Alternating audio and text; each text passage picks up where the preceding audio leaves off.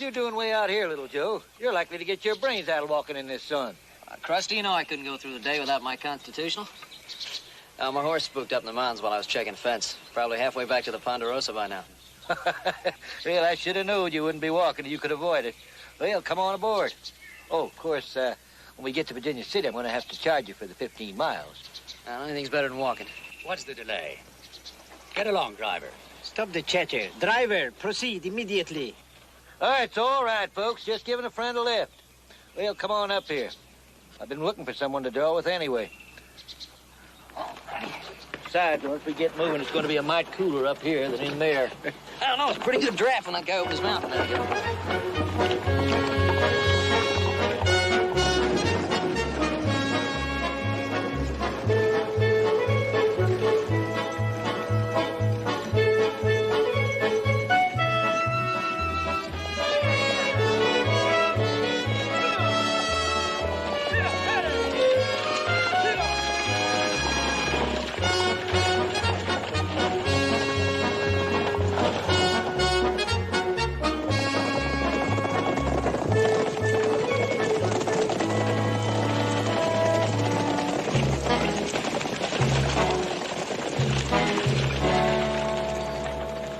Everybody out of the coach.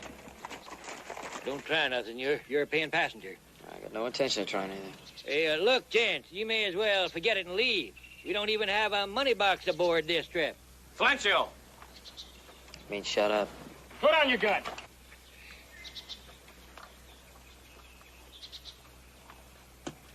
All right, everybody out of the coach.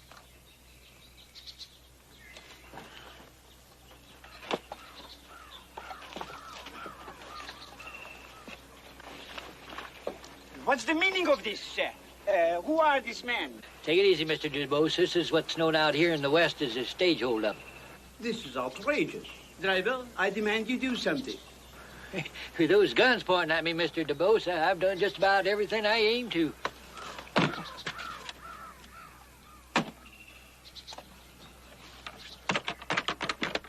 No, Senor Dubois, do not be foolish. He's taking the dowry. Without it, I am penniless. Better penniless than dead. Papa, don't be rash. Ricard is right.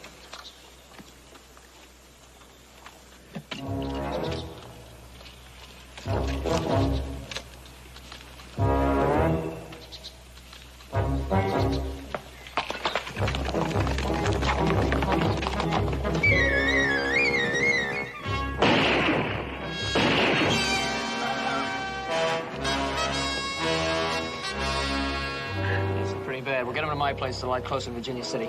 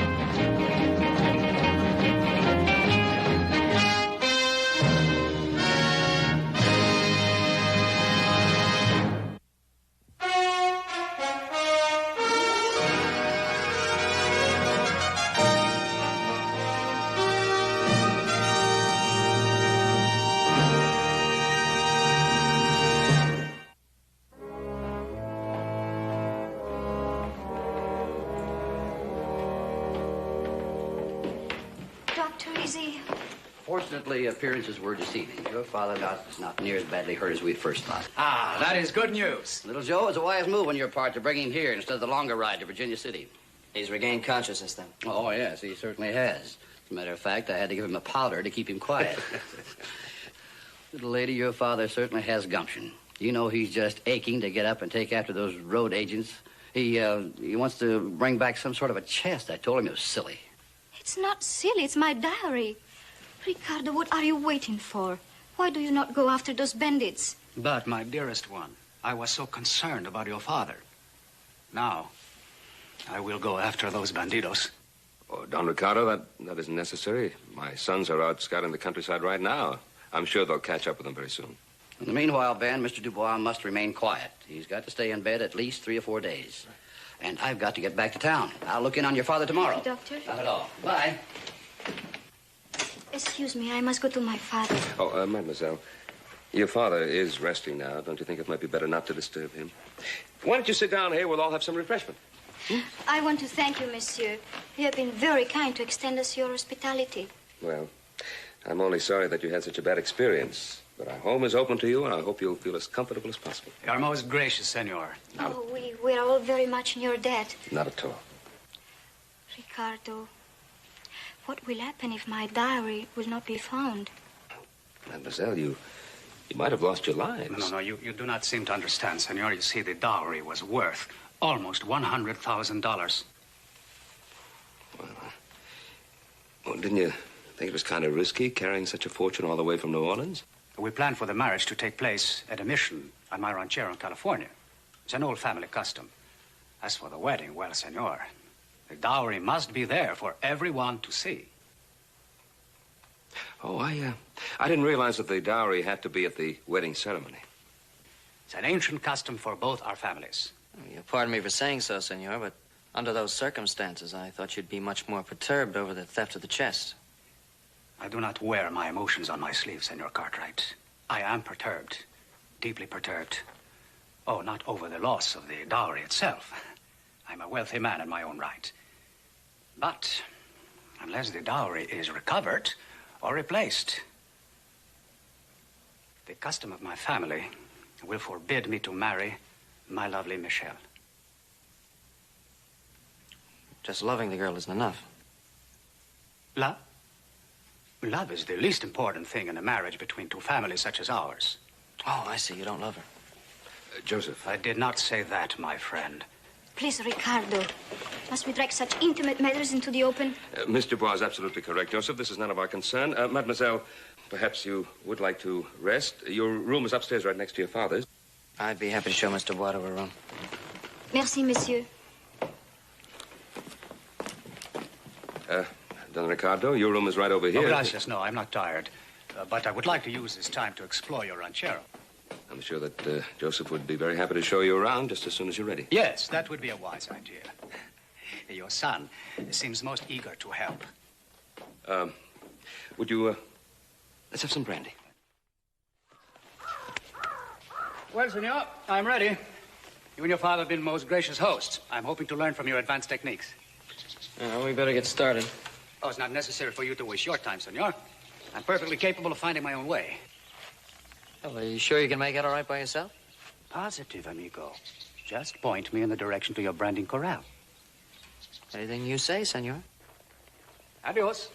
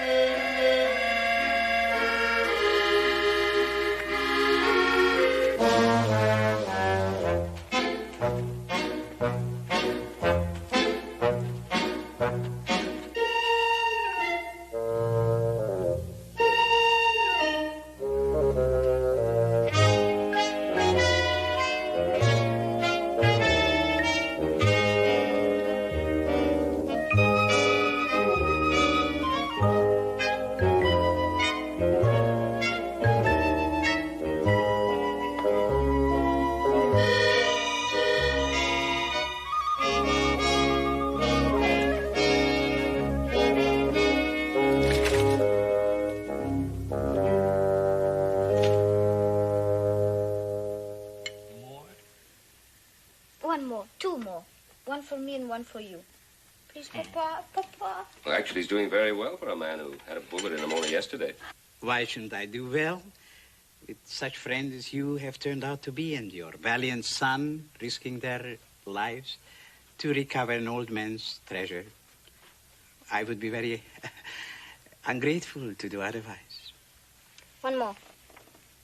One more, Papa. Merci. It's all finished. I'll take it down to the kitchen. Good. Thank you. Mm-hmm.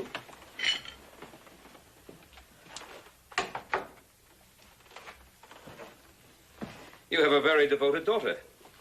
Oh, yes. Well, it's good to see you looking so much better. Thank you. First time we've had to talk. I don't know how to thank you. Well, the mere presence of a gentleman such as yourself and such a lovely daughter is quite sufficient, thanks. Oh, Michelle is lovely. Yes. She's like her mother was. Huh? She died when Michelle was a baby. Perhaps it is just as well, for she didn't see my once ample fortune wiped out completely. Oh, I'm sorry to hear that. Foolish investments dissipated it completely. Everything except the dowry. I was determined not to touch that. And I was equally determined that Michelle should have a proper marriage. My family is one of the finest one in New Orleans, directly descended from the French royalty. And Senor Fernandez? He is directly descended from the Spanish royalty. And when Fernandez told me about his vast ranchero here in the West, it was obvious that he can provide for my daughter properly. And her dowry pleased him very much, too. Why is a dowry so important to a man of wealth such as Senor Fernandez? How can you describe the sky to a blind man? Our customs are ingrained in us. All I can say that dowry is a very important element in a marriage between families such as Dubois and Fernandez. Oh, I've been making you talk much too much, and I'm terribly sorry. You should be resting now. Oh, no. I hope you rest very comfortably. Thank you. You're very kind. Not at all.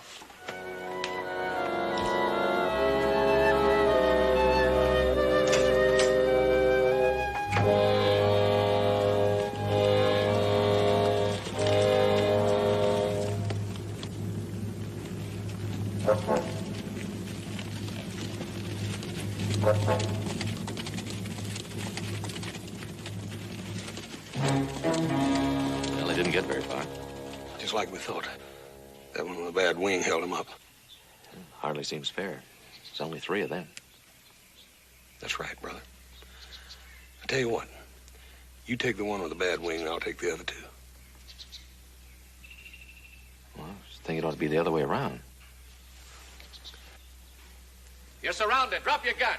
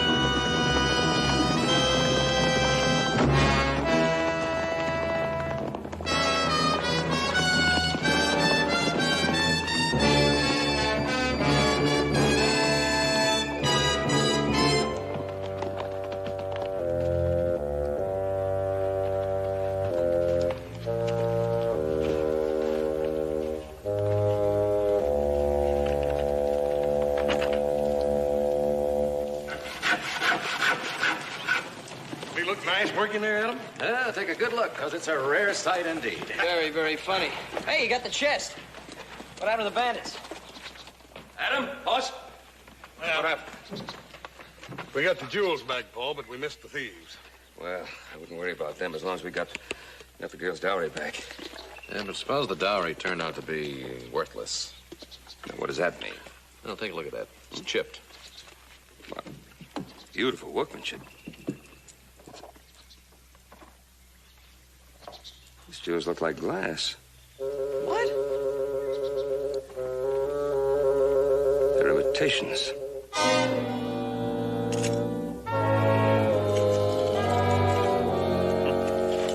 All imitations.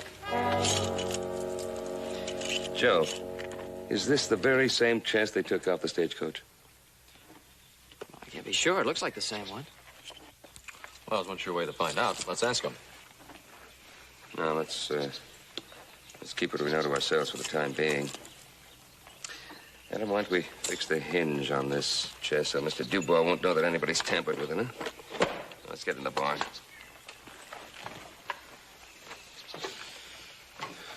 Sort of peculiar, ain't it? Yeah.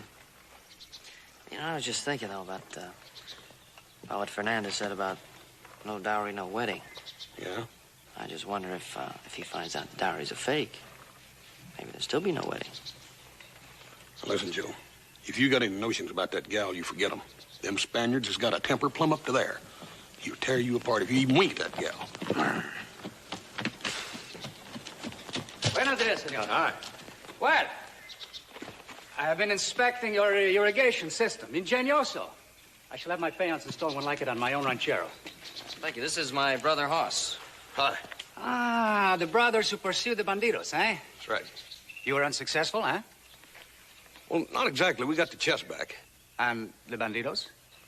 Well, it seemed like they was a little more interested in saving their hides than they was the chest. Well, I shall never be able to thank you enough for your heroic efforts.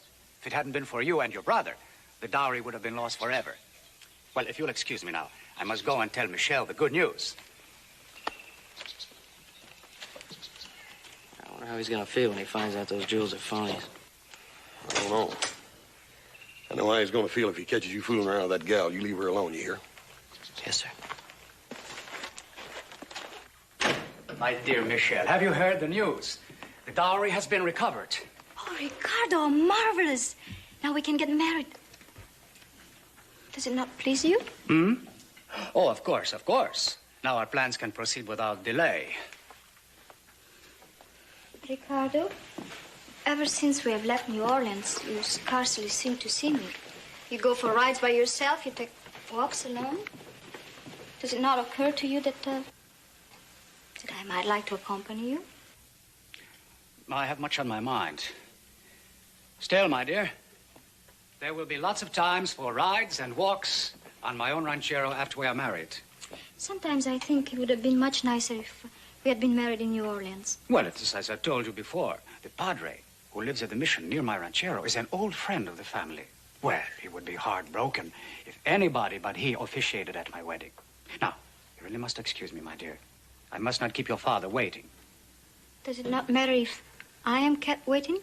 Petulance does not become you, my flower. Soon you are going to be the donna of my ranchero, and you must learn to be gracious at all times. Now, I must go to tell your father about the recovery of the dowry.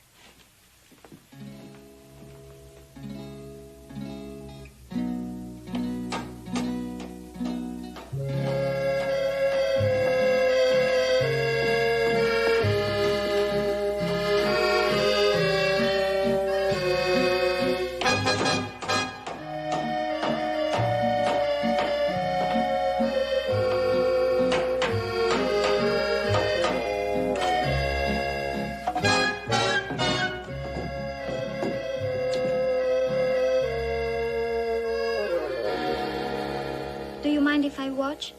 No, I don't mind at all. I don't want to be a bother to you. Oh, how can you bother me? Are you sure I don't bother you? Well, you know, I'm not exactly sure. You want to hand me another spike? What's a spike? Beats the heck out of me, huh?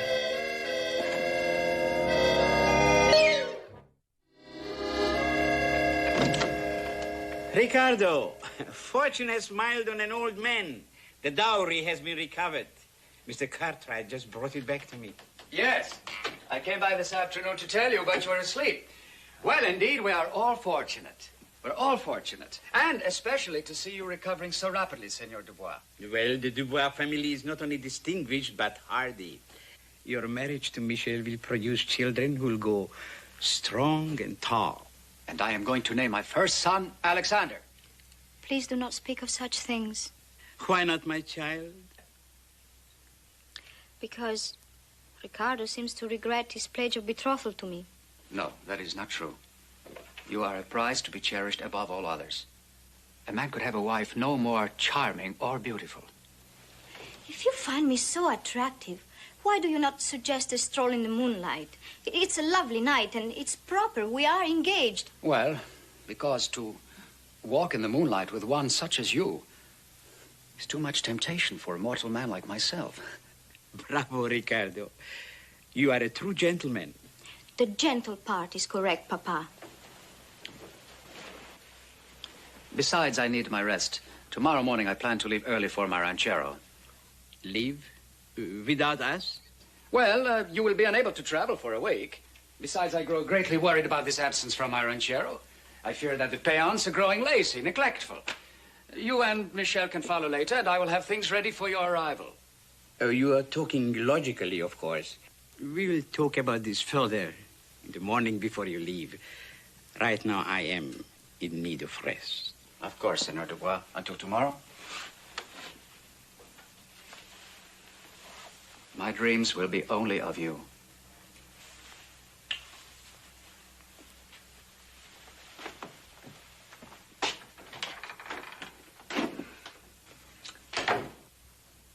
He is indeed an aristocrat. Michel.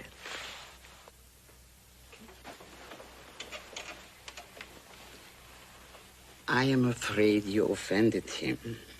I meant to. He's so cold, so aloof. Perhaps your young and romantic heart expects too much. Perhaps you're right, Papa. And what's more important, he can offer you what I was unable to give you in recent years. Wealth, security, servants to do your bidding. And security for you too, Papa. This is one thing I really like Ricardo for. He insisted that you come and live with us. It means nothing. You do to me, Papa.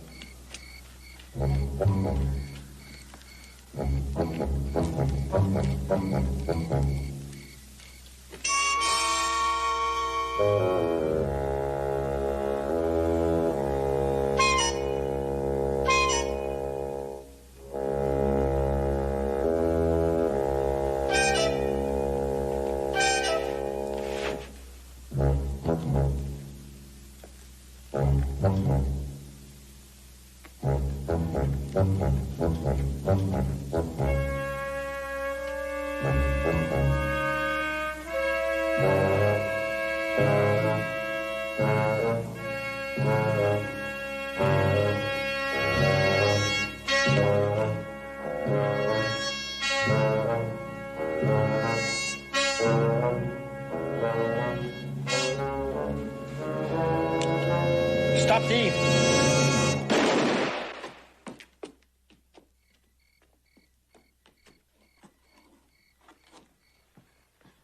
Where'd that shot come from? I don't know. Papa, from his room. Hey, we'll check outside.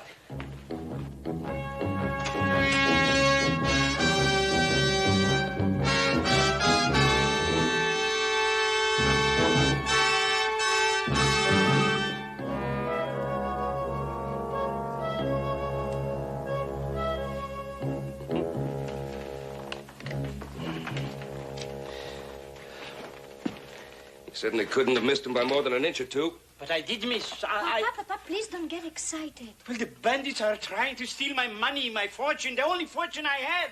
And I'm not to be excited. Now, Monsieur Dubois, Michel is right. You must not get excited. The important thing is that your chest is safe. Dadgummit, I reckon they got away. We didn't have much chance of catching them in the dark anyway.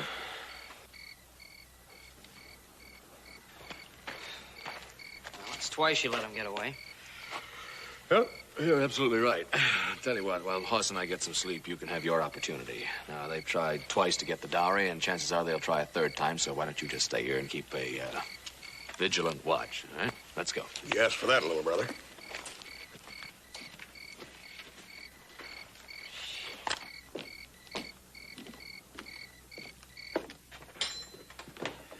Leave him out there till he gets moon blind. Well, I take it you found absolutely nothing, huh? He got away slick as a whistle, boy. Pretty odd. Well, they're a brave bunch, sneaking in the house the way they did. I bet they'd be fist-fighting mad if they discovered there wasn't nothing in that chest but a bunch of phony imitations. No, you don't get my point. They could have been given information about the chest being on the stagecoach. Yeah, but how did they know the chest was under Dubois' bed? Yeah. You know, someone had to tell them where the dowry chest was kept. Paul, don't look at me. What about Dubois himself? Oh, I don't think so now. Now, whether Dubois knows that the chest is worthless or not, what would he gain by arranging to have it stolen? Well, it leaves Ricardo. Yeah, but why would he want to steal it? He's going to get the dowry anyhow as soon as he marries Michelle. Mm-hmm. Well, right now, there are only two things for sure. We know the chest is worthless. The bandits think it contains a fortune. Well, what do you think we ought to do? Nothing. Not right now. You two boys go to bed. Ain't you going to go to bed? It's kind of late, Paul. No, I'm not going to bed yet.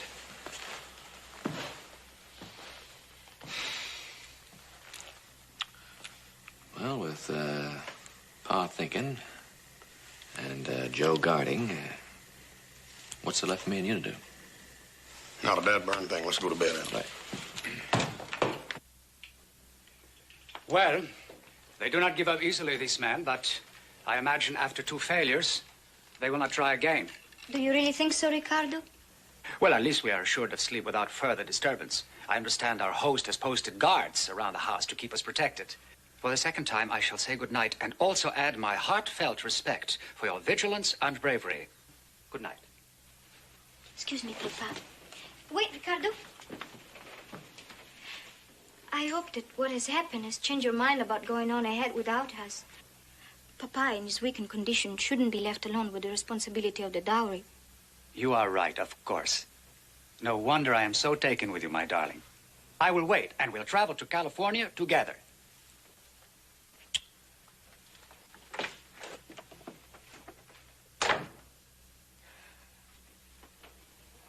Papa, what's wrong with Ricardo? Why? Do you think he no longer loves me? Of course he loves you, ma petite. But just now he refused to kiss me. It's something the matter with me? There's nothing the matter with you, ma petite. Papa, you should go to sleep now. It's bad for you to stay up late. Come in. Oh, Mr. Cartwright. Come in. Well, how are we feeling? Mr. Cartwright, will you please see that he goes to sleep? Miss Dubois, I shall be most pleased to see that he goes to sleep. Thank you. Good night, Papa. Good night, Good night. Sally. Good night. I just dropped by to make sure that everything was all right.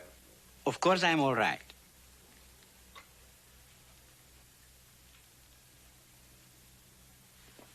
You like it?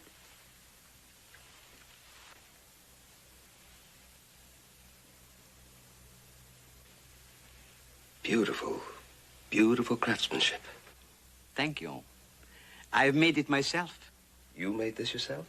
Oui, monsieur. The creation of fine handpieces is my hobby. It was for many years. I gave quite a few to my friends. Really?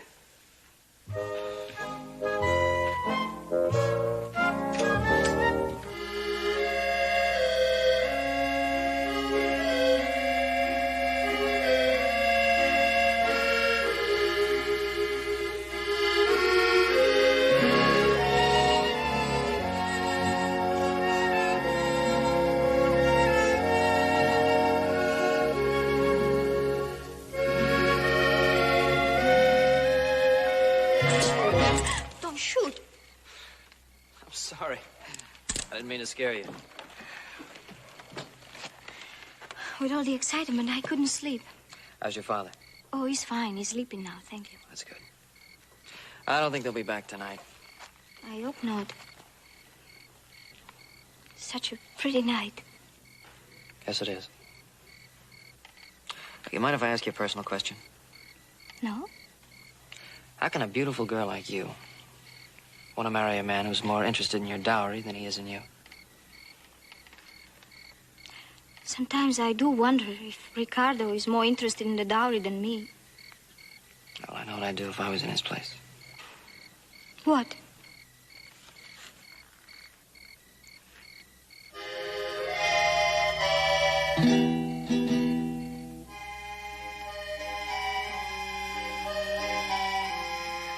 Why did you do it? Why did I do it? You wanted to see what I'd do if I was in his place. You know, Ricardo has never kissed me. Well, that's Ricardo's problem.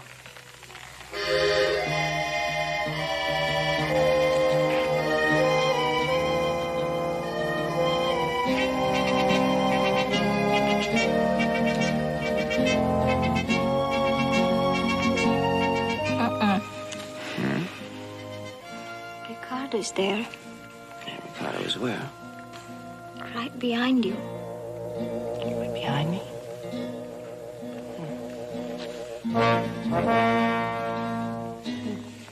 There she is.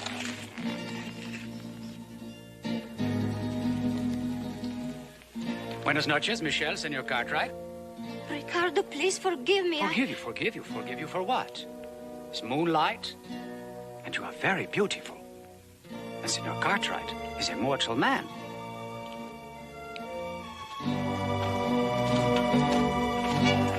That's a Spanish temper? I've never been so insulted. I still don't know why she wants to marry him.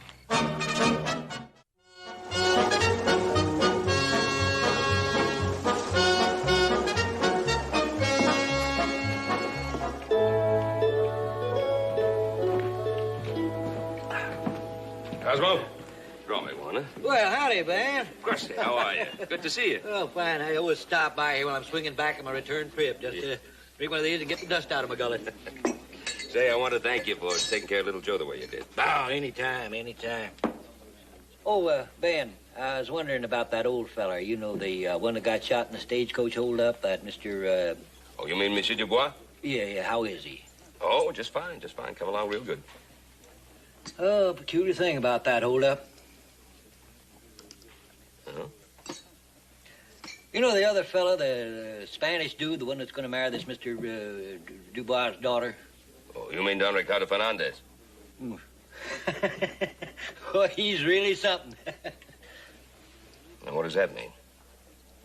Well, he was always talking about this big spread he has at Traverse Wells in California. Yeah?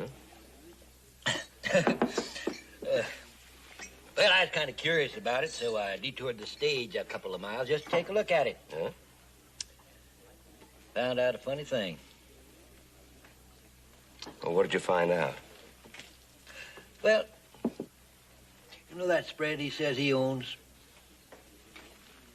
You mean he doesn't own it? Oh, no, he owns it all right. But the funny thing is, though, that... Well, what's so funny about it? Now, look, would you mind piping down and let me finish my story? Well, I wish you would finish it. Well, I will as soon as I wipe some more of this alkali out of my throat.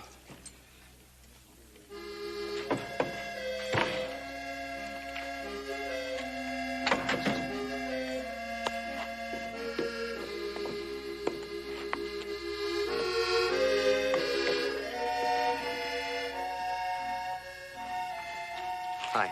Hi. I want to apologize about last night. Oh, I'm sorry about that. I didn't mean to slap you. I was angry with Don Ricardo. I'm not going to marry him. I wouldn't marry a man who takes so lightly finding his intended bride in the arms of another man. Well, I have to admit, I wouldn't have taken the whole thing so lightly myself. I'm sure you wouldn't have. As I said, Don Ricardo has no feelings for me. Does he know yet that you've changed your mind about marrying? No, not yet. I'll tell him when I see him. Do you know where he is? Well, I imagine he's riding around the ranch as usual. Alone as usual. Well, I'll go and tell Papa about this.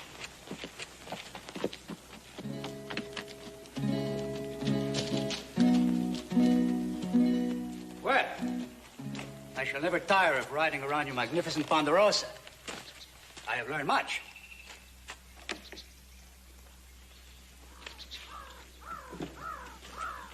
For some reason unknown to myself, I've offended you. I offer my apologies, whatever the reasons. Your words merely add further insult, Don Ricardo.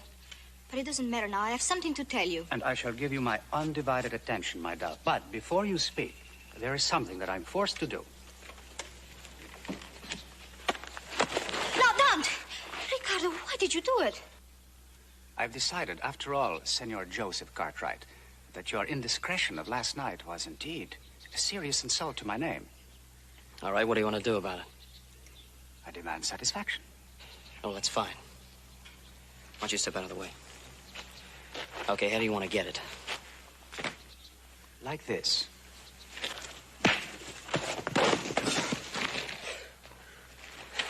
Like that, huh? Adam, where are you? Come on! Stop! They're going to kill each other!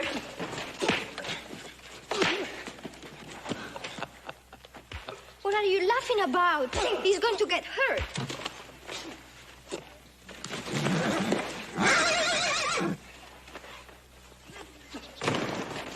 Well, I wouldn't worry. Joe can take care of himself. I'm not talking about Joe. I'm talking about Don Ricardo. Get that nice suit all dirty. Well, that is life.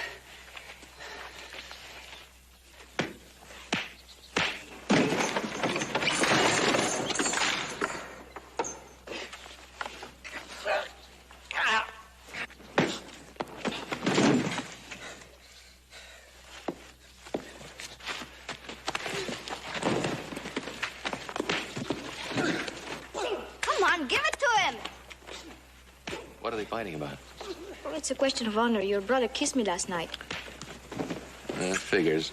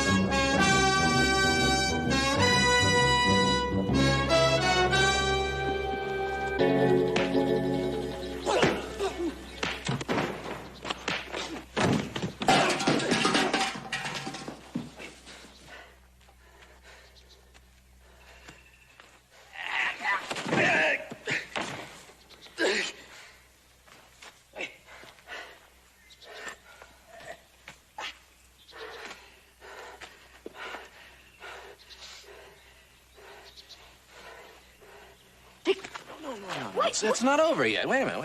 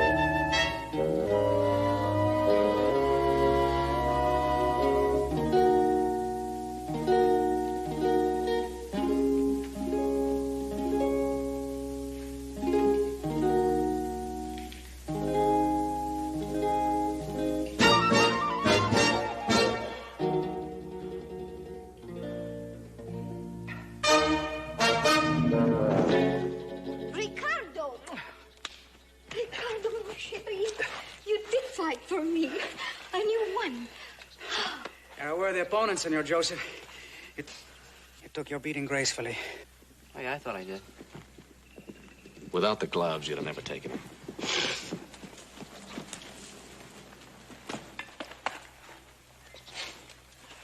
Well, what's going on here? Well, it was a pretty good fight, Pa. Ricardo here was defending his honor, and little brother was defending himself. Sorry you and Hoss missed it. Where is Hoss? Oh, well, things were getting kind of dull around here, so he took himself a little nap. Oh, he did, huh? Monsieur Cartwright, it was a terrible fight. Oh, but my Ricardo, oh, he was magnificent. Well, I wasn't so bad myself. Your son is a worthy opponent, Senor. We fought to an honorable draw. Well, isn't that interesting? While you two were fighting and you were watching and Hoss was sleeping, I saw 3 men riding up with the dowry.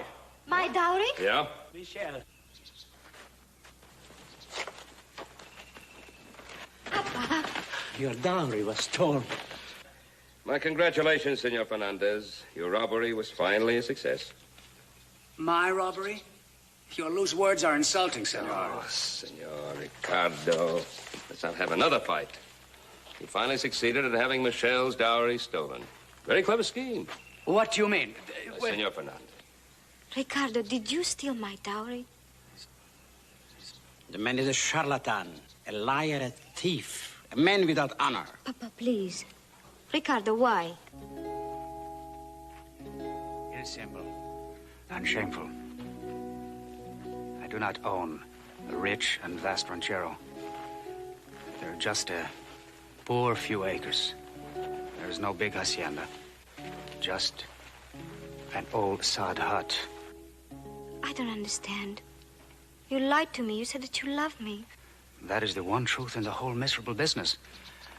When I met you in New Orleans and conceived the idea of the dowry, I had no feeling. But on the trip across the country, watching you, speaking to you, I fell in love. It's a fine way to make love, lying and stealing. Well, I tried to call off the robbery, but my men wouldn't hear of it when I met them on my rides around the Ponderosa. They were eager for the famous Dubois jewels. I tried to avoid you, to be cold to you, so that you would not be hurt when the marriage was canceled. But my pride could not permit me to do that. I understand, Ricardo. The most important thing to me now is that you love me and that you're sorry about what happened. I love you. Michel, love.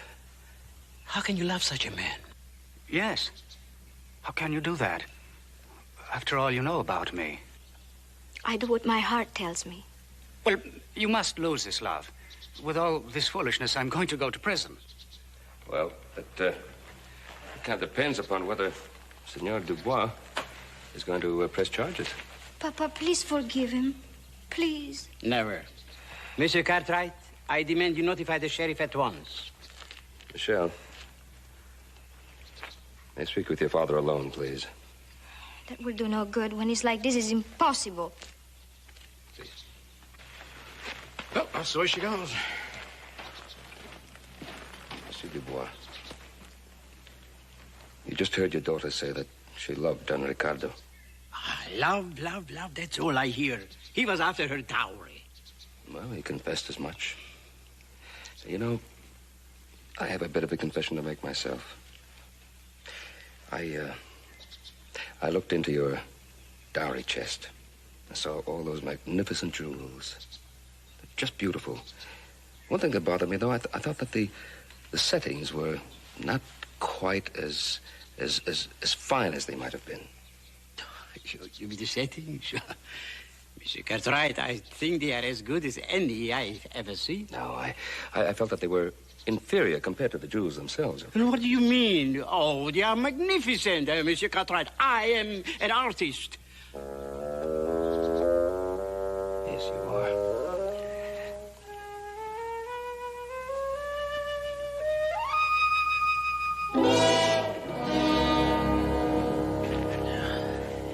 Very well. I utilized my skill in making fine guns to devise a fake dowry for Michelle. She needed one. to be married properly. Oh, I wanted to tell them later on sometime that...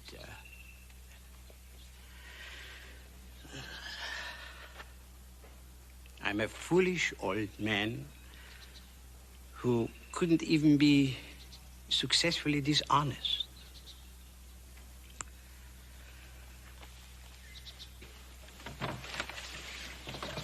Well, if I have to start to work like a peon in the fields, let us get on with it. Oh, remember, you're all invited to the wedding celebration at my ranchero in 2 weeks. Can I kiss the bride? Joseph? I can't kiss the bride. You're going to meet that stage in Virginia City. You better get going. Have a good trip. Right. Thank you. Goodbye.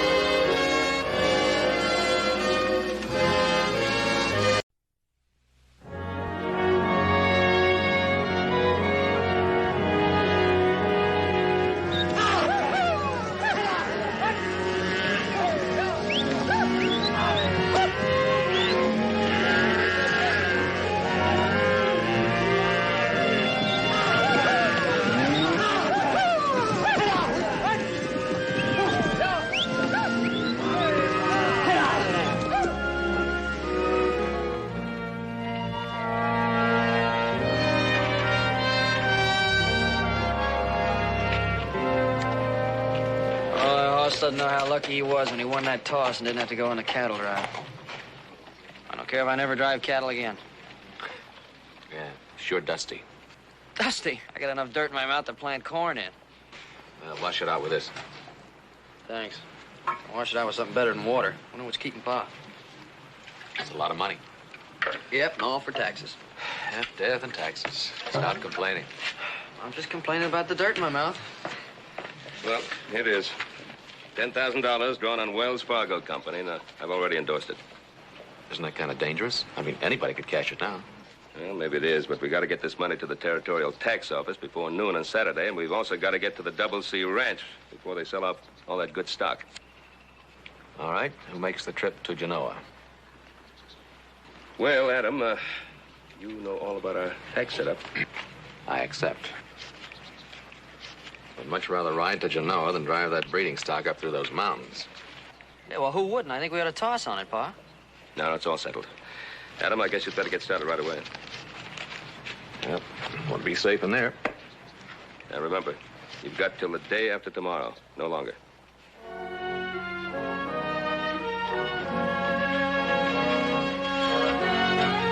I'll see you in about 4 days.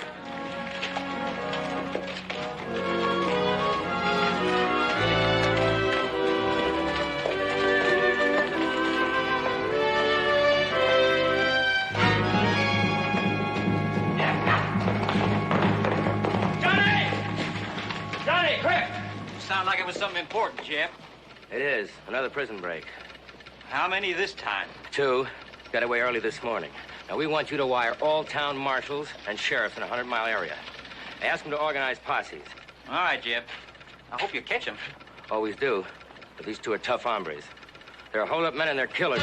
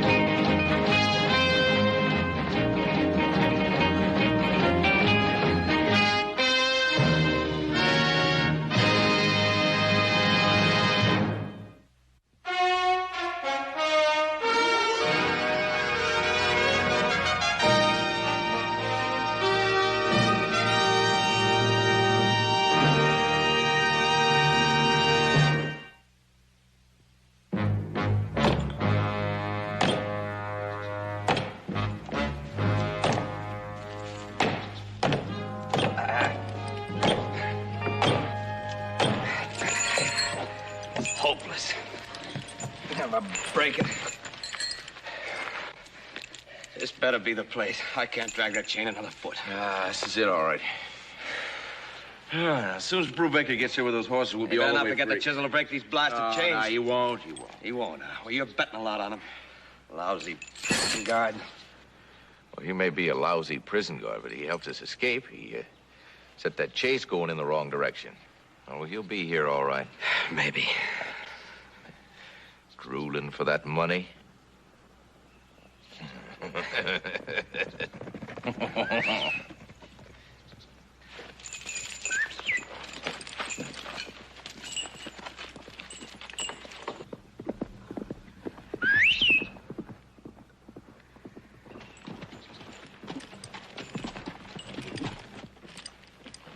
Well, see you boys made it all right. Yeah, we made it. Where's the horses? Yeah, where's the chisel to break these chains? I risked enough letting you escape and setting a false trail. Any more than that, make the odds too high. Too high for who, Brubaker? For me. Come on, Trace. Where's the money? That's all you care about's the money? That 5,000 you got buried. Now, where is it? All right. Guess there ain't nothing we can do about it, Point Dexter. No.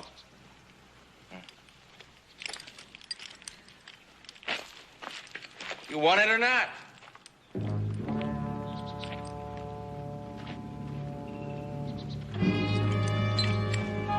Well, where is it? Right here, Brubaker. You stupid prison guy. He fell for it, Trace. You kill me, would you, Trace? Get out of those clothes quick. Escape, Trace, didn't I? Well, didn't I? Mm-hmm. I'm going to give you a chance to go back and tell that warden just how you did it. Get out of those clothes quick, I'll kill you. That's only close enough for you, Trace. How about me? There's a little town named Bowlegs a few miles from here.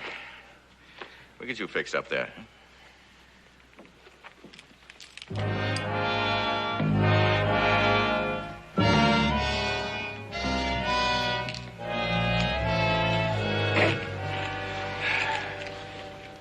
Oh, come on, Sheriff. Come on. What's the holdup anyway? Let's get this whole thing over with. We're waiting for Henry Neighbors. And Billy McCord. If I didn't let that boy come along, he'd quit. But I sure hate leaving my stables untended. Look, Townsend, you don't have to go if you don't want to. We're short-handed, what with the roundup and all. Oh, I'll go. But I'm sure getting tired of these blind chases. Whole town is. Oh, quit complaining. Think of the business I'm losing, having to close down my gambling tables and all. And 5 will get you 50. We come back with nothing but saddle sores. I'm only doing what the territorial governor expects us to do.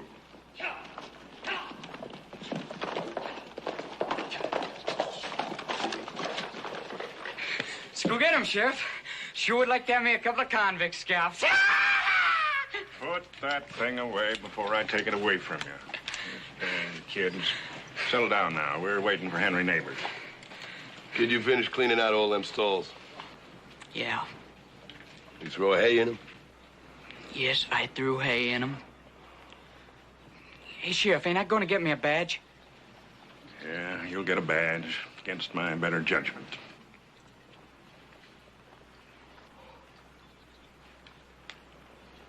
Hey, here comes old Turkey Neck.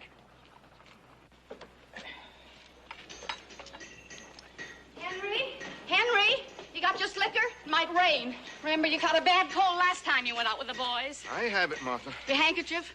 Yes, Mom. Sheriff, Good. you think Now, she's mind going you, along that with fella's us? keep you in the dark. You don't want to get Henry. I won't, Martha. Hey, come on, old man. Them convicts ain't gonna wait for us. Sorry I had to call on you again, Henry. All right. Here, let me take that. You'll stick yourself and bleed all over your clean shirt. Thank you, Martha. I'll be with you in just a minute, Sheriff. Well, if we're going, let's get moving. Oh, there's gloves in the saddle roll, Henry. All right. Goodbye, Martha.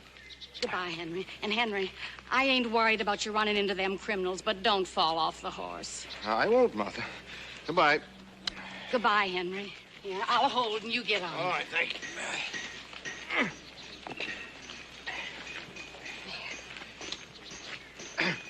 Thank you, Martha. Come on. Come on. Bye, Henry. Goodbye. Come on!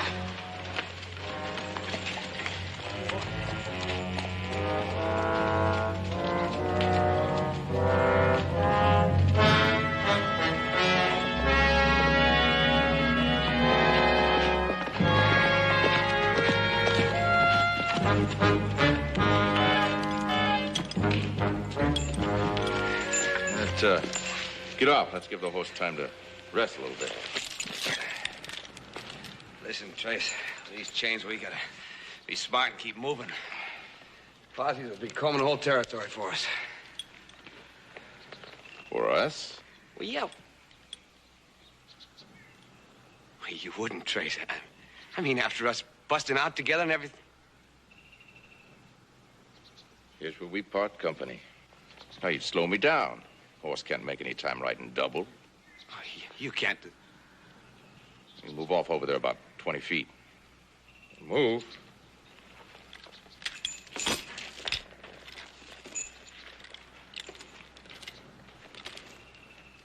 Far enough.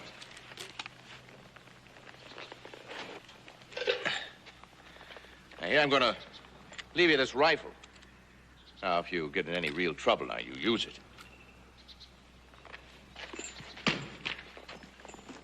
Good luck, Poindexter. Trace! Please!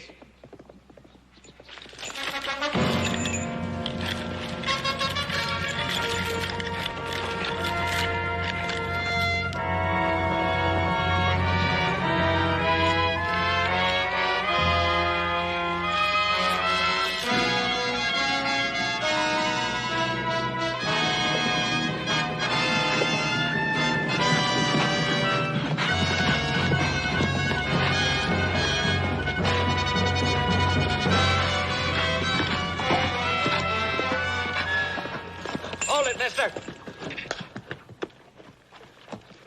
Now get down off that horse. You heard me. Get down. Just unbuckle that gun belt. Throw it all out in front of you.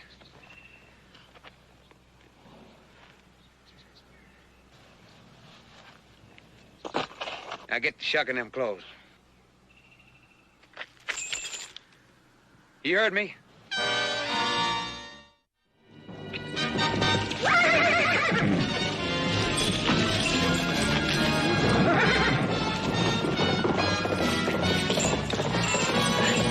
Whoa! Whoa! Whoa!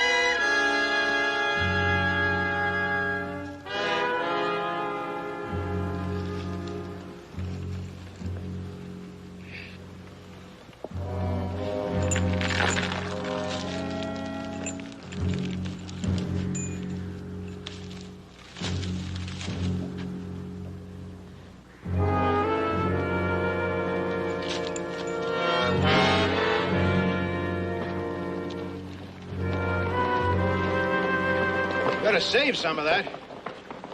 You sound just like your wife. Well, we got no chance of finding anybody in all this country. Criminals don't come this way anyhow. Maybe not, but we gotta try. He could come this way. Put that thing away. You know something, Sheriff? I got a feeling. I'm gonna get my first notch. Put it away. Yes, sirree. How you doing, Henry? You feel you can make a few more miles? Yeah, sure. Don't worry about me. Well, come on then.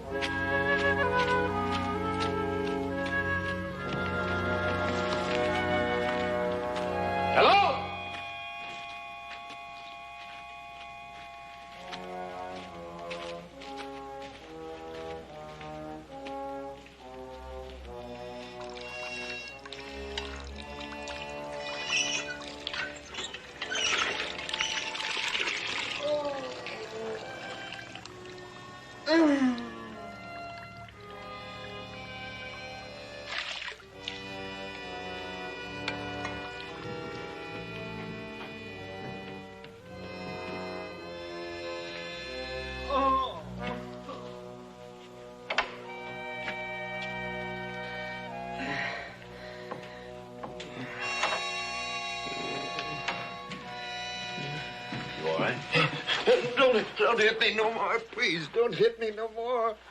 No, please don't hit me no more. Please. Just take it easy, old timer. I'm not gonna hit you. Here, let's have a look at that. No, now. Come on. No, please. That doesn't seem to be too serious. See if we can get you over there on that cot. Get on your feet. No, please. You ain't gonna hit me, are you? Please. Come on, now. You're gonna be all right. Now, you just sit right down there, huh?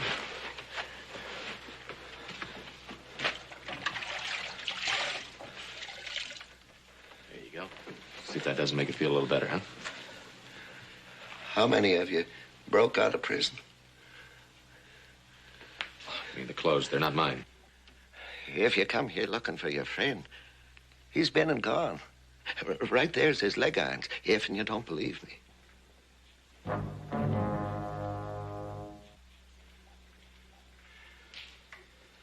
How long has he been gone? Well, I told you, he just left. Listen, my name is Cartwright, Adam Cartwright. You see, this fellow drew down on me and he took my... Ponderosa way. Why, sure, I know your pa well. But what you doing in them there duds? Well, like I was saying, this fella that hit you drew down on me and he took my horse and my clothes and... Well, I want to catch him, but quick. Now, I could use one of your horses and maybe some clothes and a gun if you got one. How come you want to go after a dangerous hombre like that? Well, it just so happened that there was a bank draft in my saddle pocket, about $10,000 worth, and I mean to get it back. Well, I'm sorry. I ain't got no clothes for you. But the horse and gun you can have. That is, if that other fella didn't take it. No, here it is. He didn't find it. It's here, all right. Here you are. Listen, do you think maybe you could get to the nearest town and maybe alert the sheriff there? That'd be Bowlegs, and don't you worry none. I can make it. A crack on the head don't hurt an old desert rat like me. Good. Come on now, we better saddle you up a horse and quick, huh?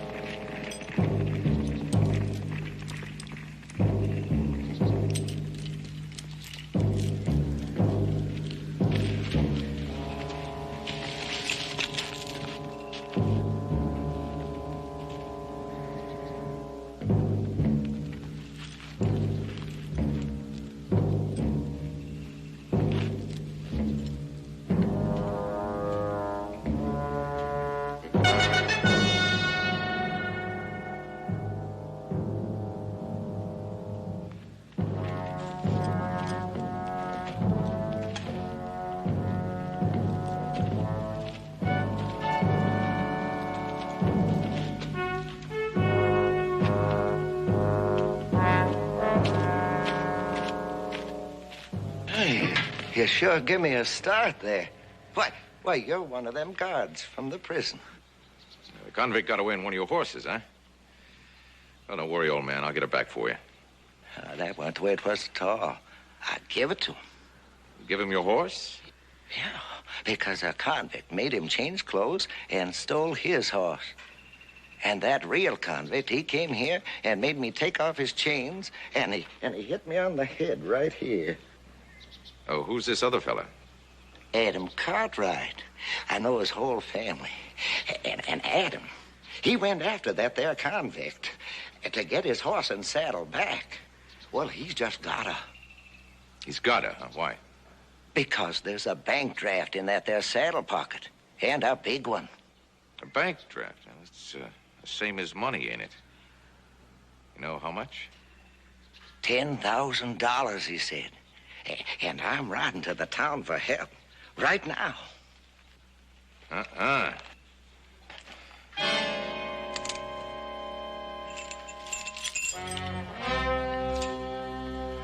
Get in the house, old man. Come on.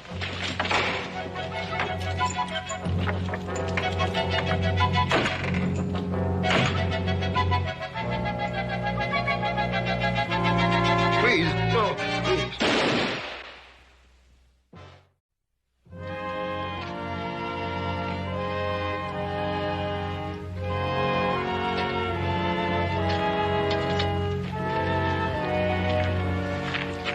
Another 2 hours and we'll fry in our own grease. You slob. What's the matter with you? Yeah, it'll be hot, all right. That's why the convicts had never come this way. What's the matter? You don't like my coffee? Well, you know, maybe we should have brought along old Martha to do it for you. She button your shoes, don't she? If this is the best you could do, maybe we should have brought her. We should be safe enough. We're always getting up posses, but we don't never catch nobody. Well, I got me a feeling this time. You got a feeling. Well, I got a feeling. We don't get nothing for catching them, and it's 20 to 1. Another posse's already caught him down by the border. We gotta look. Why? Every day I'm away from my business, it costs me. Business? You call that tin-horn gambling joint a business? Now, you shut up, stable boy. Get back to your shovel.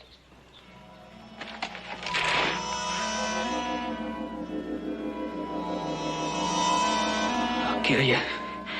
You ever say that again, I'll kill you. Cord, put that gun down.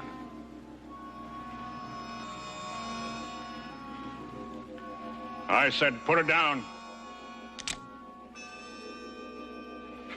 You saw that, Sheriff. You saw that. Don't ever ask me to go riding posse with you again. Shut up, all of you. Stop all this jaw wagging. We got enough to do without quarreling amongst ourselves. And you, McCord, you pull that gun again without reason, and I'll take it away from you. Somebody put out that fire. Let's get back in the saddle.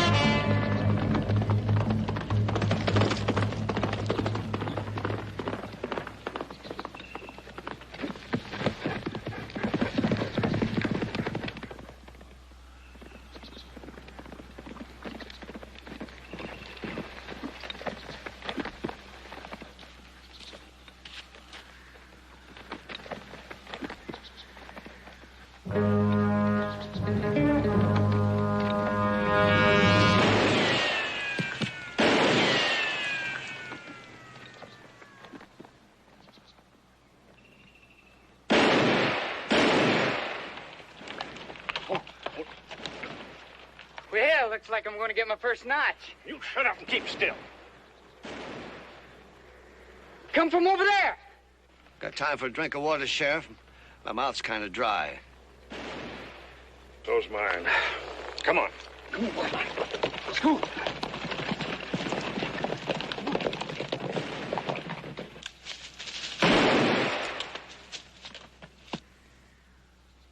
Come on, poke your head up again. I'll knock it off.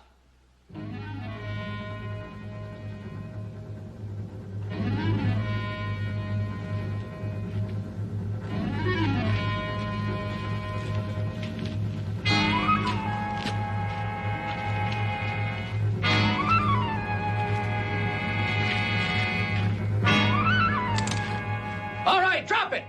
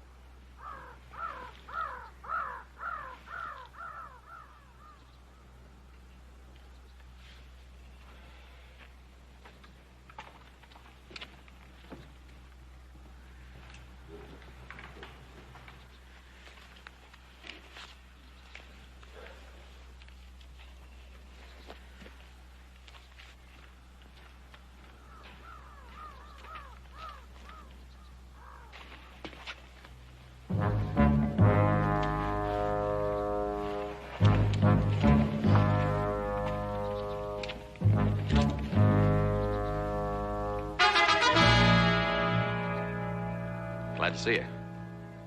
Well, there's your prisoner. He waylaid me back down the road there and made me change clothes with him. Take off your gun belt. You don't understand. The man escaped from your prison, and he stopped me back there. Take off your gun belt. Turn around.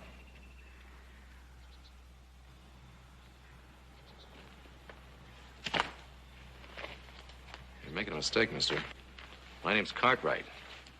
What's all this about? Get over by that tree.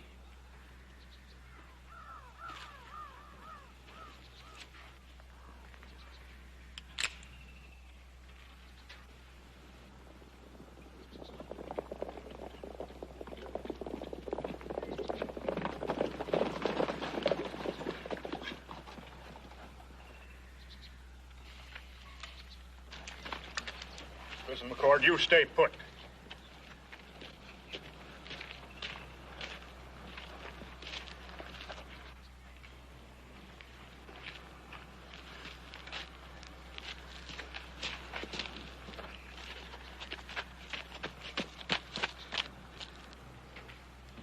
Howdy. Howdy.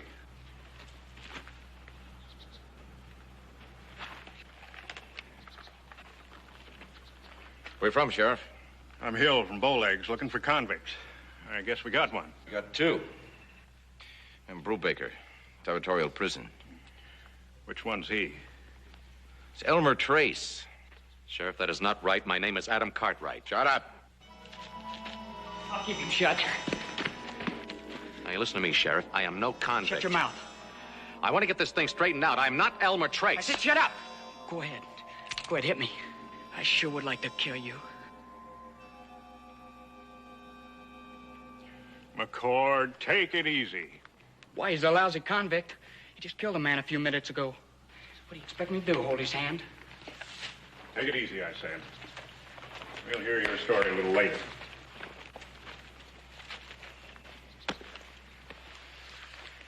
I hear this Elmer Trace is a real hard character. Oh. Who do you think that dead man is over there? Don't know. It's his partner. You mean he killed his partner?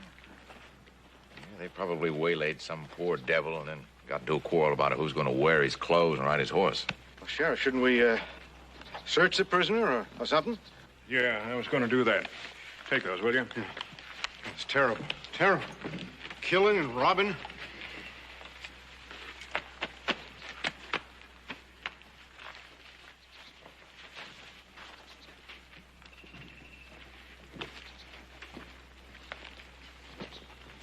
You like lawn? Well, like what? being a lawman, going on posses and all. Boy, I sure would. Yeah, I like it. Yeah, I just love it. Running after some gun-happy convict with maggots where his brains ought to be. Waiting for him to bushwhack you. Yeah, I like it all right. Yeah, well, don't worry. He's gonna get his. They're gonna hang him. Will they? Judges and jury, all that, huh?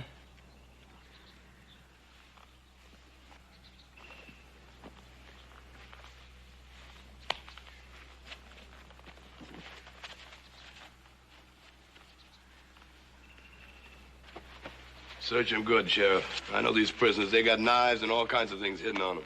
Well, there ain't nothing on this one. I want to ask you some questions. We already know all the answers. Where'd you get that gun? From an old prospector a little ways back. What was his name? I don't know. You borrow a gun from a man, you don't know his name? Well, I'd have to tell you the whole story, or you won't believe any of it. We ain't gonna believe none of it anyhow. I'm still waiting to hear where you got that gun.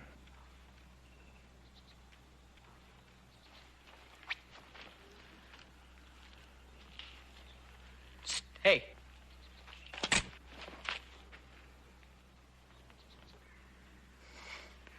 But there ain't nobody around here faster than that. Yeah. Yeah, you're pretty fast with that thing, kid.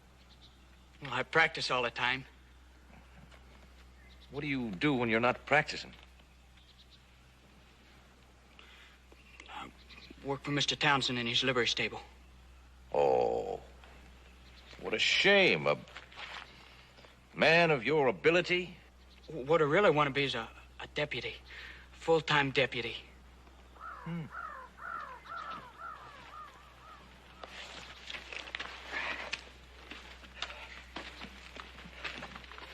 Are you through with him?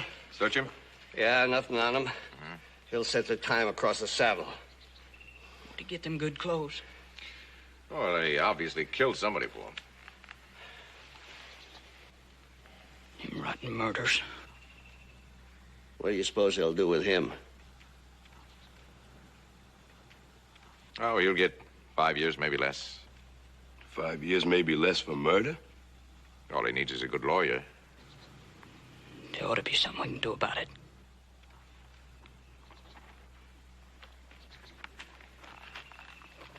Maybe there is.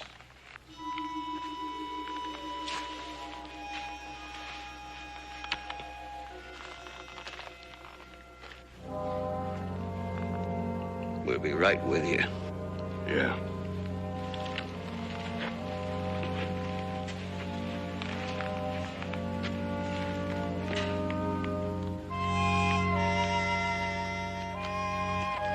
I tell you, Sheriff, I'm not a convict. Shut up, cowboy. We've heard enough out of you.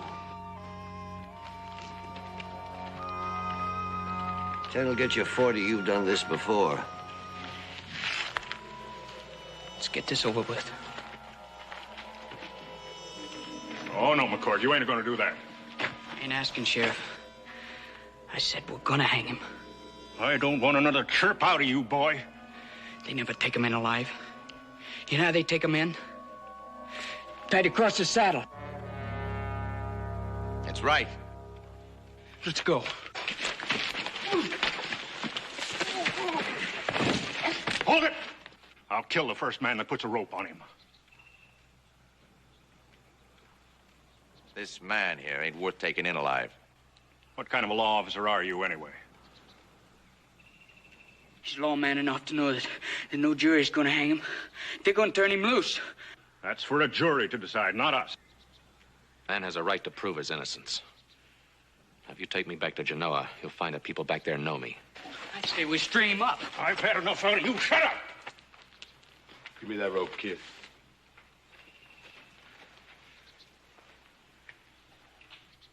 I tell you what this man is doing here. He's stalling for time. It's a long way to Genoa. A lot can happen between here and there. He's right. Why don't you listen to him? All right, Sheriff. The prospector. The man that gave me the gun. Now, he lives only half a dozen miles from here. Take me back there. He knows me. So all I ask is a chance. You men want him on your conscience? Well, I don't. All right, mister, that's what you get, a chance. Get him on the horse and let's go.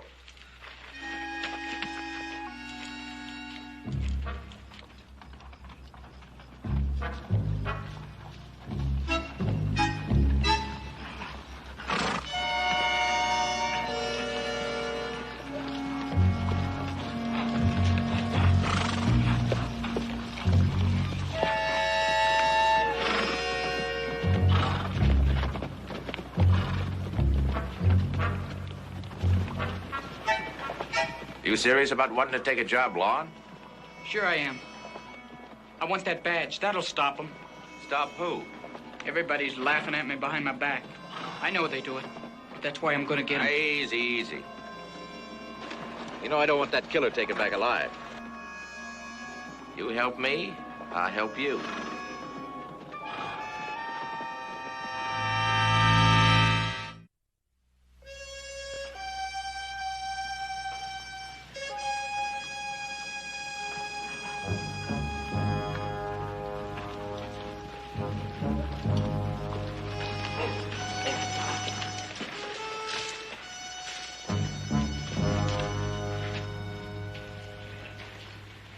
Hey, inside!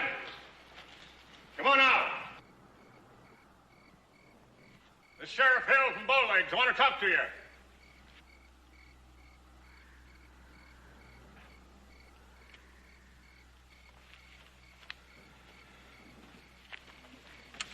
Keep an eye on him.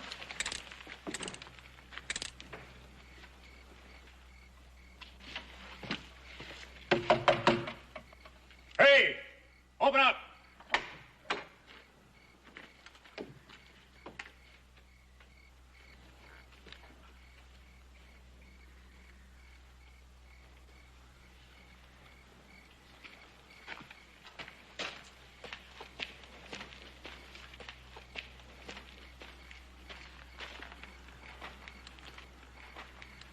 The old fella's dead. I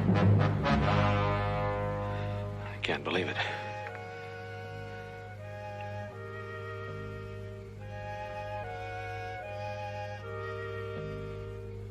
Go have a look.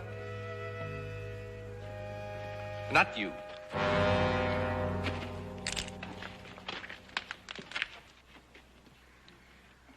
Caught right.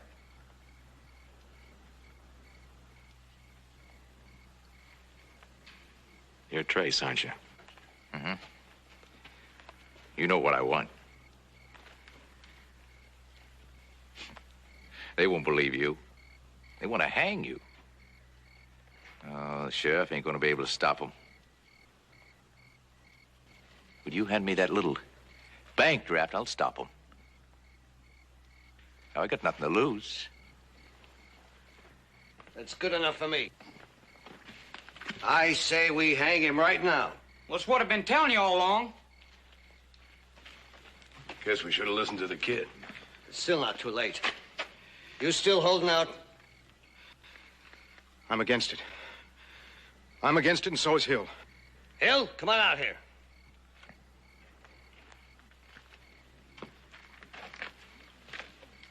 You try to stop us, I'll see you lose your job. Don't you threaten me, Townsend. I ain't taking that kind of talk. Well, now, if you don't want in on it, take a little walk till it's over. Unbuckle that gun belt and drop it.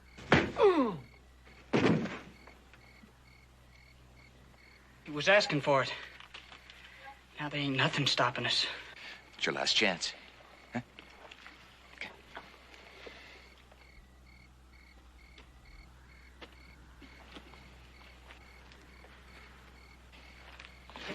You change your mind, you just let me know.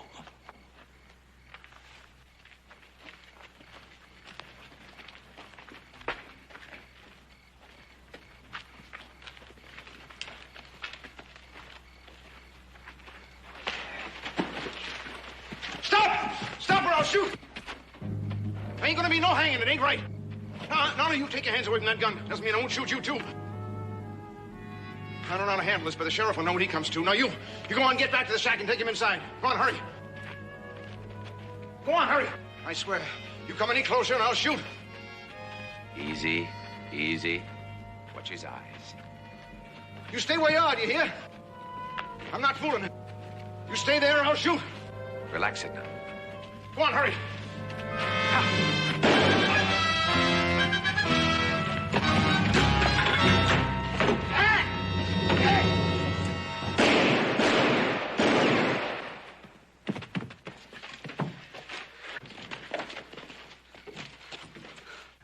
See if you can help him.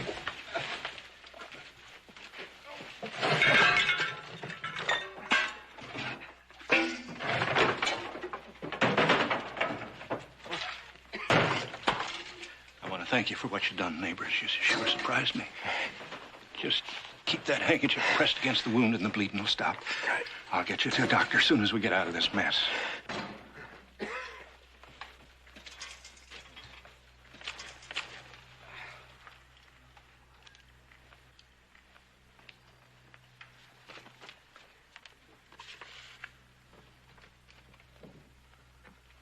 Why didn't you show me this bank draft before? Well, I suspected the guard was Trace. I'd given you the draft then, he'd have killed you for it. How did Trace know that you had it? Well, I guess the prospector told him before he killed him.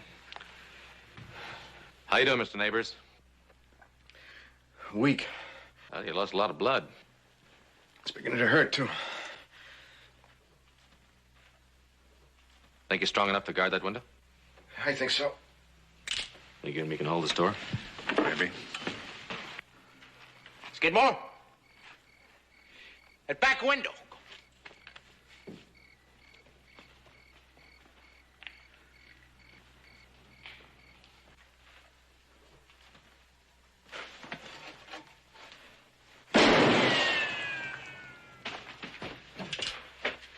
Somebody's trying to sneak around the back. Neighbors is watching that back window. Good. As long as they think that back window's being watched, they're not going to try to leave. We'll use that wagon over there. The wagon? It's a ram. We'll ram that door, huh? Hey, McCord! Come here, I want to talk. Go ahead, talk to him, kid. Make sure he doesn't open that door.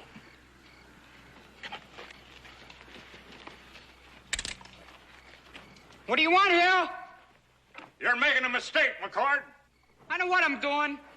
This fella here is Adam Cartwright. Not gonna work. I can prove it. Lift up the tongue. That fella you think's a prison guard is Elmer Trace. I think you're lying. I think you got a gun pointed at that stupid sheriff of ours. That's right, kid. Keep talking to him. Hey, Hill? Hey, Hill, you tell Neighbors. You tell him I could have shot him between the eyes if I'd have wanted.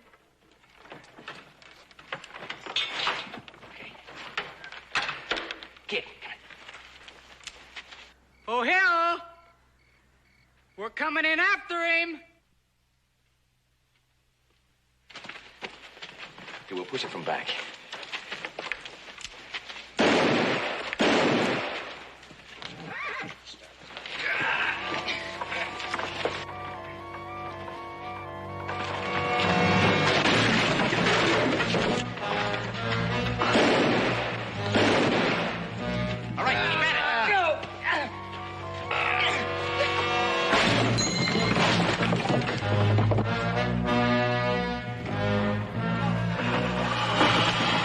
Knocking that door down ain't going to do you no good, McCord. I'll shoot the first man that comes through. Come on, push it.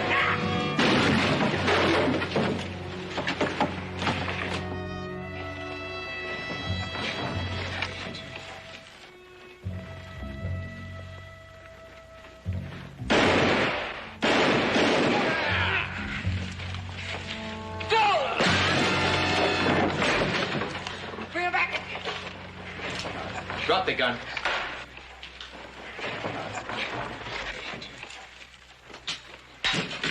All right, McCord, come on in here.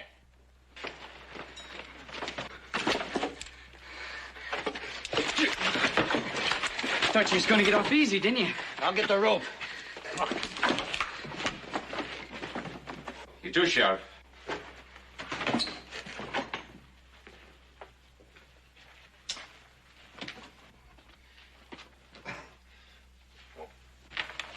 All right, kid, back over here. Townsend, Skidmore, drop your guns. Come on!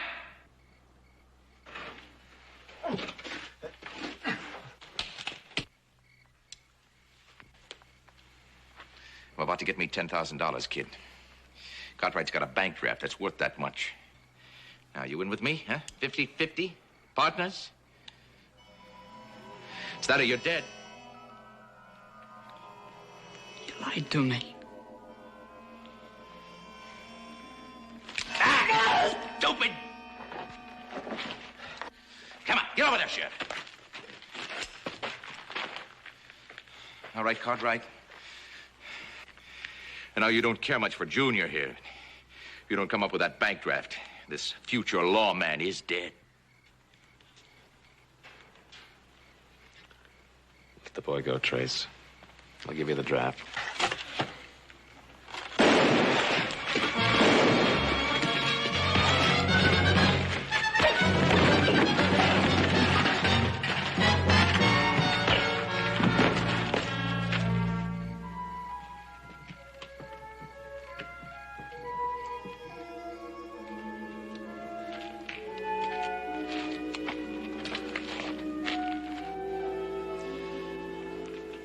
I thought he was a lawman.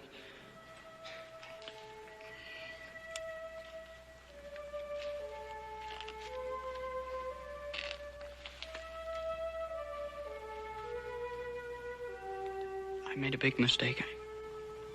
Well, you didn't make the mistake you nearly could have made. All of you. And you fellas don't have to worry about being called for posse duty again. You'd better find a way to thank Henry Neighbors. Now put him on a horse and get him to a doctor.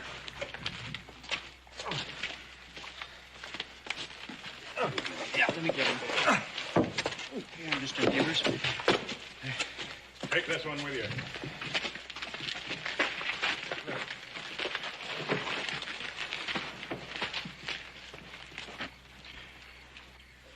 I've known these men for years. Strange which one turned out to be the real man. Yeah? I hope I see you again. Be a pleasure, Sheriff.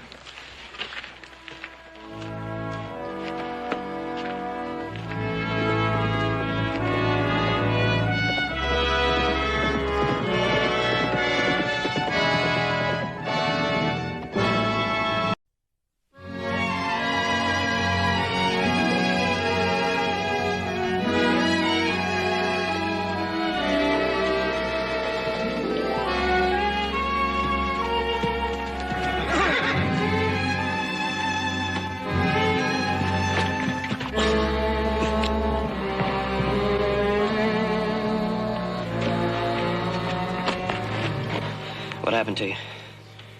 Eyes all at once struck down. My heart and... Oh! My arm hurt something fierce. You take it easy. I'll get you to a doctor. Oh, I ain't gonna last long enough for no doctor to give me my money's worth. Just get me back to my camp.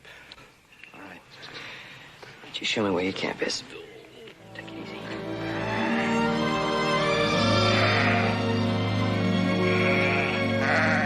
Paul, hurry up with them splints. Straight enough, I guess. Give me your handkerchief.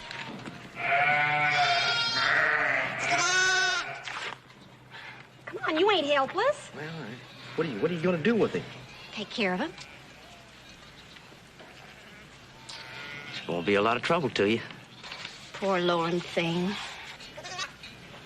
Well, Trudy, something like this happens every lambing time.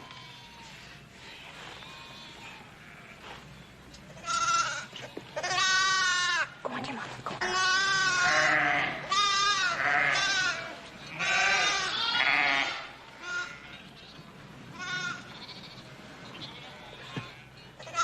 Trudy, I tell you what. Come fall, you fatten him up real good.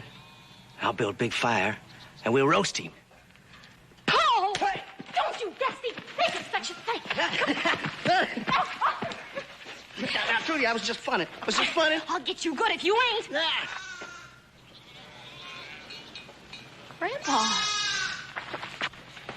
Grandpa. What did you do to him? I found him this way on the trail.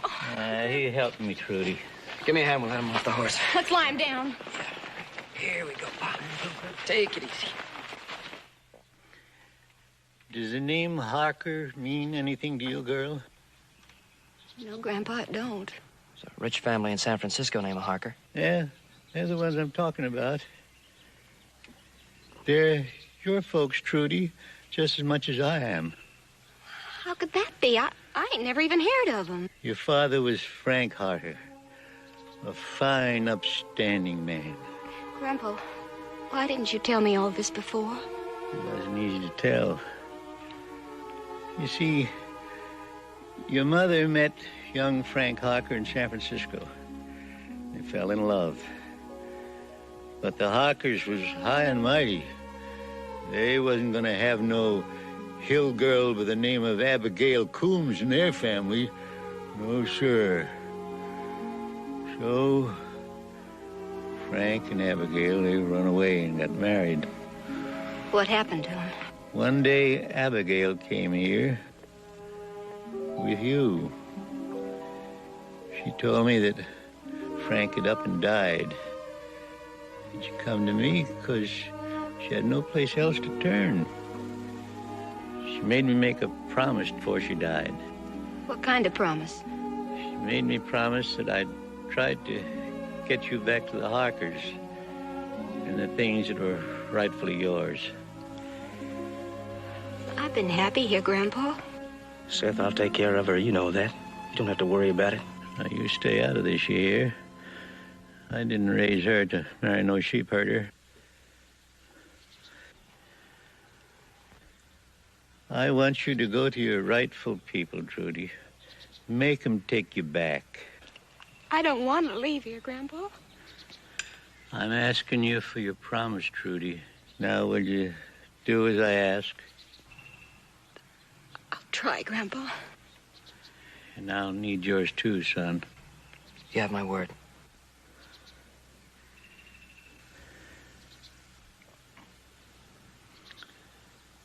Now I can rest easy.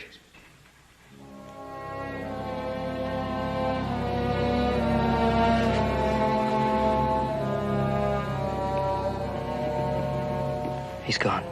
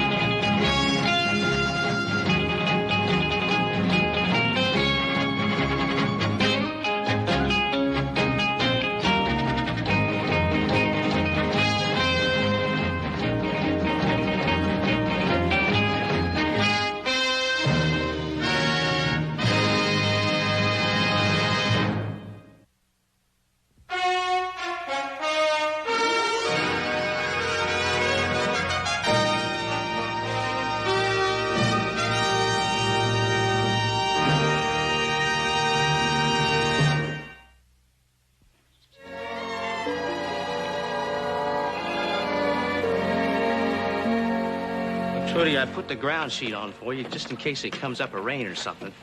Well, don't seem likely. Well, you can't never tell about those things. I put some bread and meat in there for you, too, if you get hungry. Thank you, Paul. You look after that lamb now. Oh, I will. Don't you worry about that. Just don't you get to liking it down there too much. You know I could never like anything but what's right here. Paul, I'm afeared. Trudy. I'm all trembly inside. I've never done nothing like this before. Well, I don't like it neither. I don't like your grandpa sending you off to people you don't know and strangers taking care of you. I ought to be the ones taking care of you, Trudy. Thank you very kindly, Paul, but you ain't no kin of mine. You don't need to. Well, I want to. You know I got a strong feeling for you. Why, I didn't know nothing of the sort. You never spoke of it. Well, there are things that you just don't speak right out. How's a girl to know lest you tell her? Well, you know now. I got all kinds of things planned for us I want to tell you about. Paul, I want to hear about them things. I want to hear about all of them. There just ain't no time now. I gotta go and do what Grandpa made me promise. Yeah, I guess you do. Well, you go on then. Don't worry about things. I'll watch over everything around here for you. Thank you, Paul. And don't you fuss none, because I'll be back. I'm hoping you will, Trudy. You know I will. Sure. Sure, I know you will. Better get started. Well, the sooner I get going, the sooner I'll be back.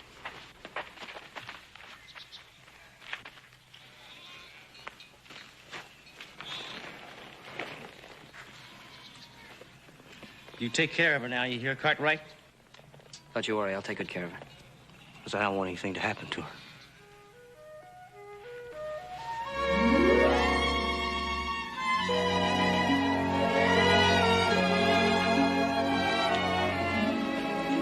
I'll be back before you know it.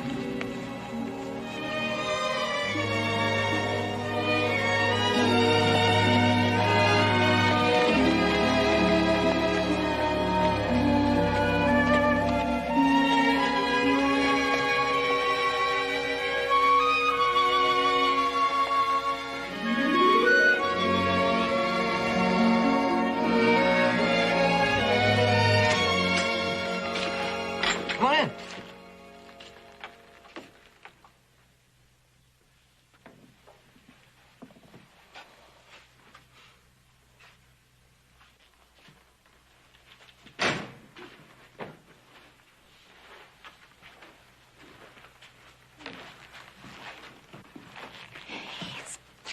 It's bigger than a church.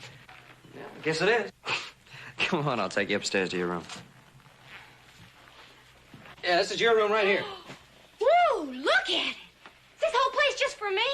Yeah, whole place just for you. Oh, wait. Just walk around, get acquainted. But I'm gonna go downstairs and heat up a couple of buckets of water. You could kind of wash up a little bit before my family gets here. Kind of pretty up. Is it gonna be all right with him? I mean, me staying here? Oh, yeah. My pa loves company. You leave that to me.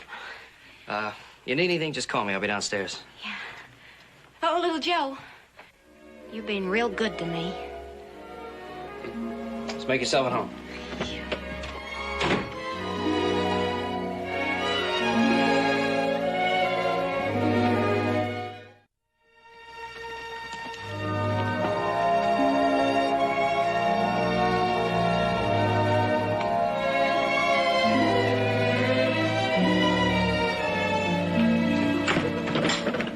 Oh, Joseph? Hi, Pa. Well, you, back early. How was the hunting? Well, I didn't have any luck at all. Joseph? Yeah? Whose horse is that outside? A horse? Oh! That, just belongs to a friend of mine. Came back with me. Oh. Girl. Oh? Where is she? Oh, what? She's upstairs. Oh? Yeah, she's gonna take a bath. Oh. Well, see, you don't understand, Pa. No, you're right. I don't understand. I suppose you start explaining. Explain. No, her name's Trudy. Yes? And, she's a fine, sweet girl. Good. She's gonna take a bath and stay with us for a while. Gonna stay with us? Oh, yeah, but just overnight. I mean, she wouldn't be any trouble at all. I don't think she'd be any trouble at all. Good. Do you think?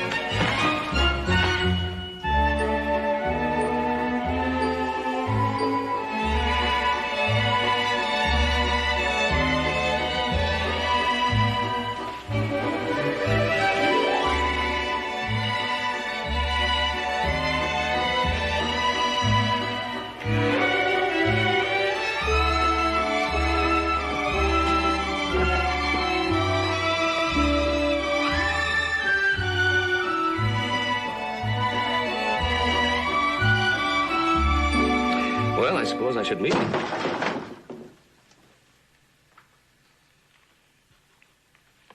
No trouble at all.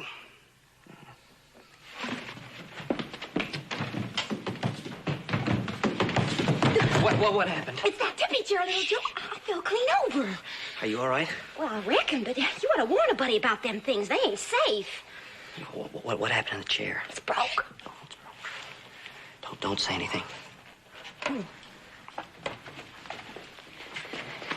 Trudy, I'd like you to meet my father. Pa, this is... Howdy, Mr. Cartwright.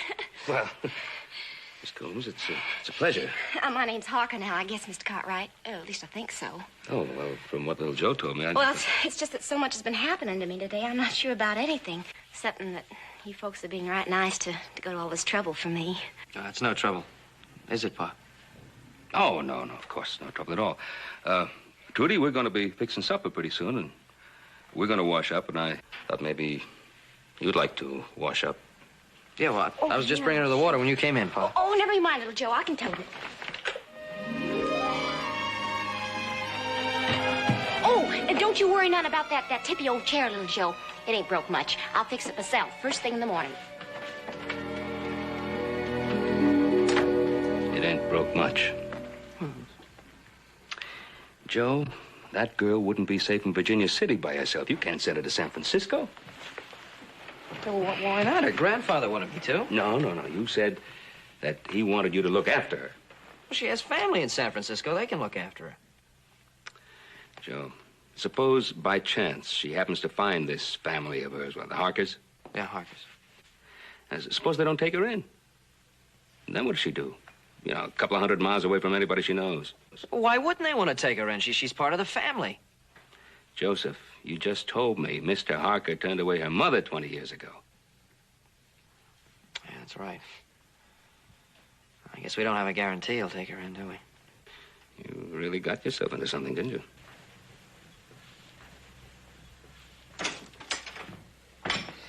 Evening, Pa. Evening. I was wondering when you boys would get back. Hoss, what'd the doctor say about your arm? Oh, it's all right, boy. He said I'd have full use of it in another week or two. Oh, good. Listen. I'd like to talk to you about something. Yeah, we know all about it, Paul. We met little Joe going into town a while ago. Oh, that's our little brother. Goes out looking for a bear and brings back a girl. Yeah. I hear them Harkers are pretty fancy folk there in San Francisco. We think, well, to dress or something before we meet this little gal? Well, I don't think that will be necessary. This particular little gal wasn't brought up in San Francisco society. Well, Joe didn't give us any details. He just said he was wiring the people. What's the story? Well, there's this old man Coombs up in the mountains. Trudy, come on down. I want you to meet my other two sons. Miss Trudy Harker, my son Adam. Howdy, Adam. How you doing? And my son Hoss. Howdy. Howdy, ma'am. Oh, Mr. Cartwright, you sure raised some fine ones. How'd you get them so big? I guess it's the double helpings they're always eating. Trudy, how about some dinner? Joe went to Virginia City to send a telegram to your grandfather, but I think among the four of us, we ought to be able to rustle up something. Oh, no, I'll do it. No, Trudy. No, sir. Cooking is a woman's job. I'll go see what's out there. If you got some, I'll fix you up some hogback and turnips. It'll only take a short while. Hogback and turnips. That don't sound bad at all, does it? You know, I think that girl's gonna have a little trouble in San Francisco. Yeah, I think our work is cut out for us. What sort of work, Paul? Making a young lady out of a mountain girl.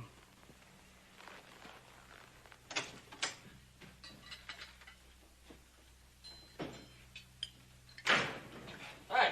Well, looks like you made out pretty well. Yeah, pretty good. Sent that telegram off. Yeah? I persuaded Mrs. Wilson to open up the store. Did you buy all them packages of clothes for Trudy? Yep. Wasn't an easy job, either. Tell me something. How'd you pick out the sizes? I just got Maisie from the saloon to come down, try things on for me. She's about the same size. I'll be dead. Well, little brother, gotta hand it to you. When it comes to women, you're the real expert in the family. Well, I just hope you're right. Hey, where's Trudy, anyway? Good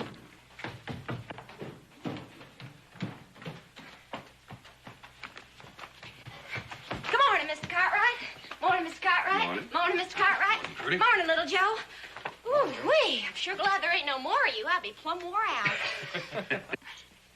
Oh, little Joe, I saw you ride up. Did you hear from Grandpa Harker yet?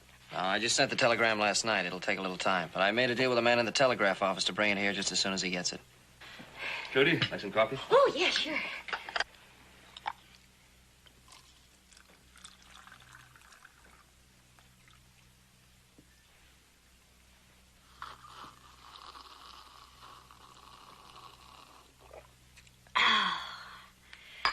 There's one thing I like in the morning. It's good hot coffee. And we noticed. I got you some new clothes for your trip to San Francisco. New clothes? For me? Oh. Gee, thanks, little Joe.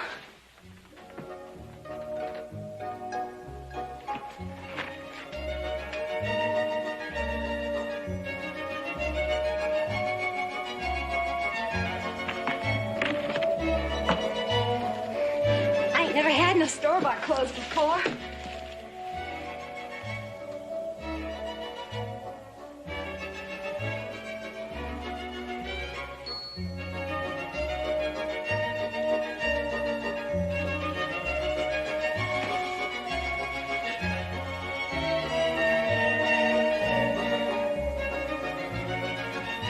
These don't look to be too sturdy, little Joe.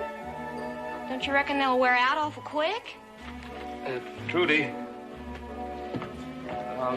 Why don't you take these upstairs and try them on there, and I'm sure your instincts will tell you what goes with what. Yeah, little Joe, as soon as I get this stuff figured out, I'll come down and you can tell me if I was right.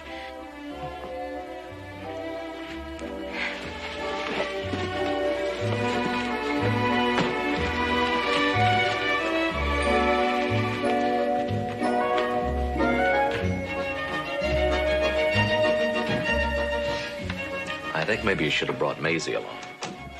No. Little brother's the expert. He don't need any help.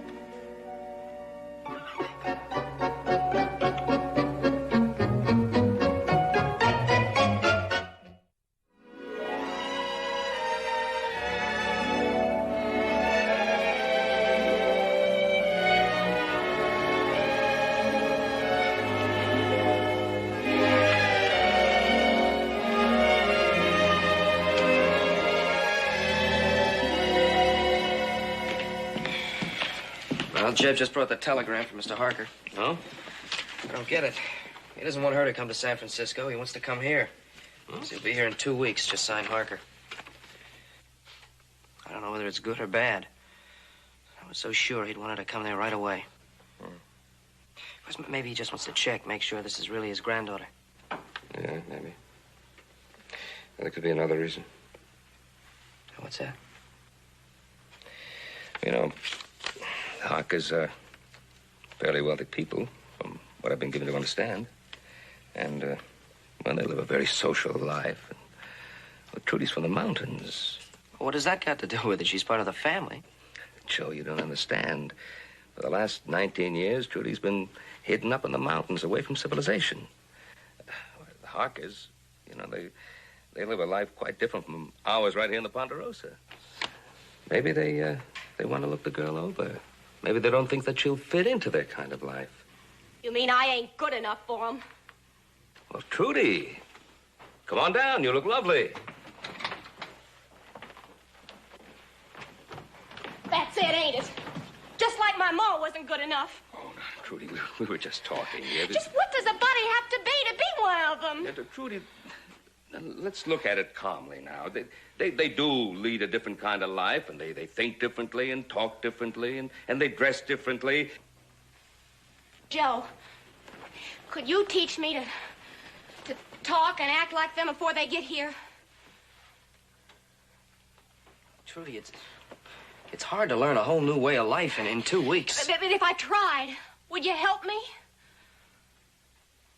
Well, little Joe, you promised my grandpa.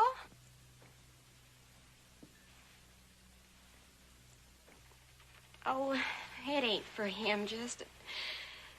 It's for me. To show him I'm a lady, too. Trudy, you You are a lady. You have courage and you have honesty and, well, those are the things that a person should be judged on, not just clothes and manners. Them things, though. Them clothes and manners. They're important to the Harkers, ain't they? Yeah, well, they might be important. Then I want to get 'em. Oh, it ain't just for my sake. It's for my ma's sake, too.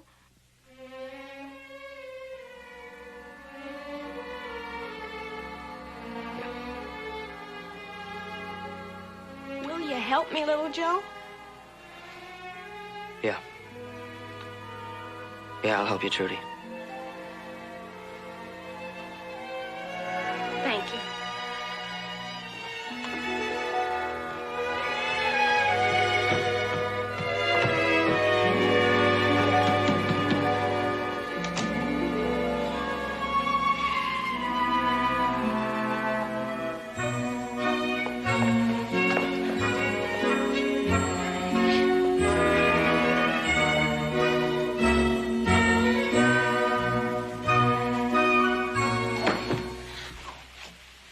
Trudy, why don't you rest for a while? You've been going at it pretty hard now for a couple of days. I don't have time, little Joe. I gotta learn it all, everything. Nobody's gonna say that I ain't. Nobody is going to say that I'm not fit. Just don't you give up on me, please, Joe. Don't worry, I ain't. Okay, come on, let's try it again.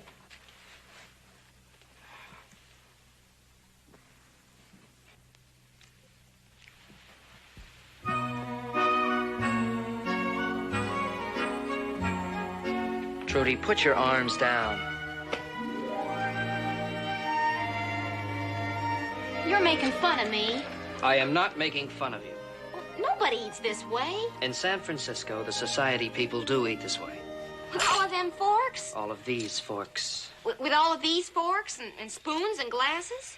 Well, you don't need but one of each of them. And if you have to, you can get along without any of them. Look, I'm not going to argue with you about it. Now, you're going to learn it. We're going to go through it again, all right? Starting from the left. What is this? A fork.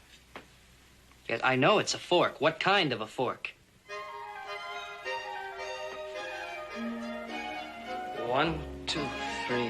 1, 2, 3. 1, 2, 3. See? Okay. Ready to try it?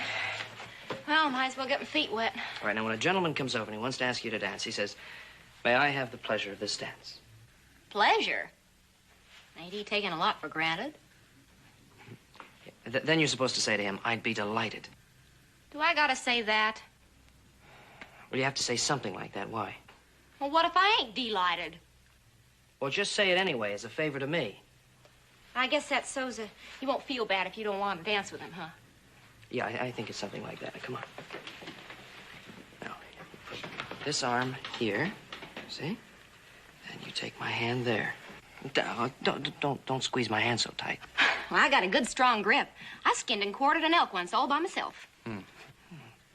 Well, just relax when you're dancing, though. Try to think of your partner as someone more charming and more exciting than an elk.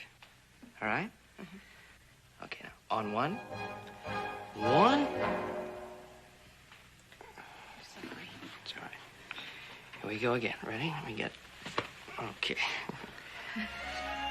1, 2, 3. 1, 2, 3. That's you.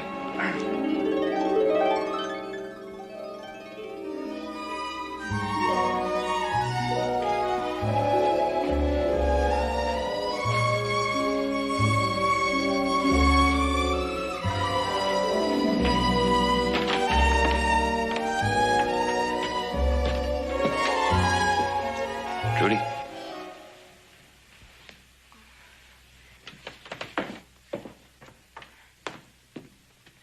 It's 1 o'clock, child.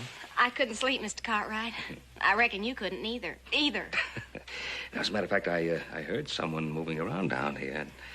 Don't you think you ought to be in bed? With Grandpa Harker coming tomorrow, I'm just too excited.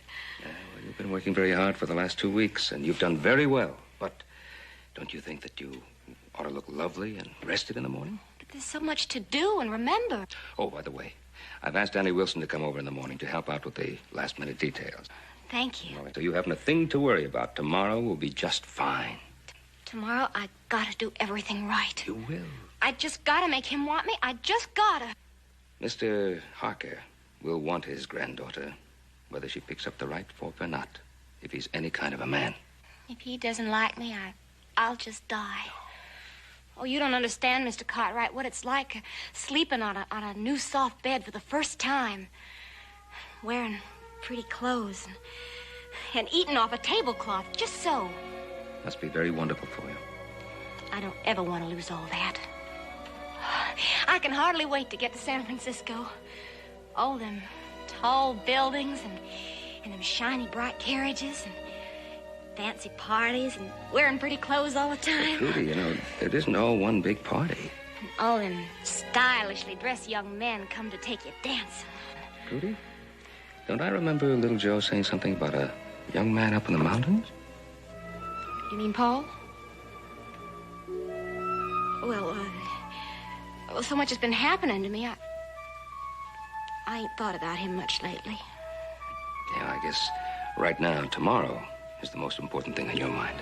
So, don't you think you better get some sleep? I'll try.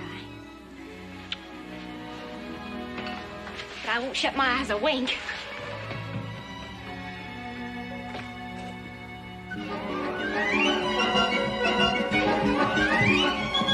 Hot thing, where are those curling irons? In a minute, in a minute. Right now and hot. Here, I'll take those. Hey,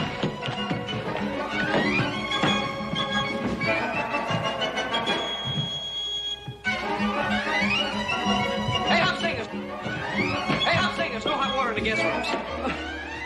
Here, I'll take those. 5 people yelling all the time. Only one half sing. Let me have those. Let me have those. I want to talk to Trudy anyway.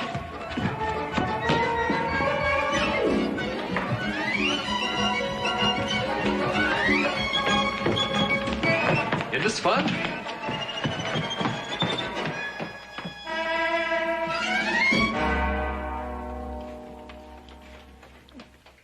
I can't breathe. You're not supposed to. Now hold tight. Oh, I'm coming. Here, put this dress over your head. These things are burning my hands. I'm coming. Do the best you can. I'll be there. Oh, come on, these things are hot. Well, all right. Hook up her dress. Sit down there. Don't worry, you remember everything now? I hope so. Okay, what do you do with your butter knife? I don't know. Well, just keep watching me. Do whatever I do. What foot do you lead off with when you're dancing? The left. I lead off with the left. You lead off with the right. The right. You're scalping me. If you just hold still. Little Joe, they're coming. Oh, my gosh. Oh, little Joe, I can't remember nothing. Just relax. You're going to be fine. You're going to be just fine. I'm going to up and die. I just know it.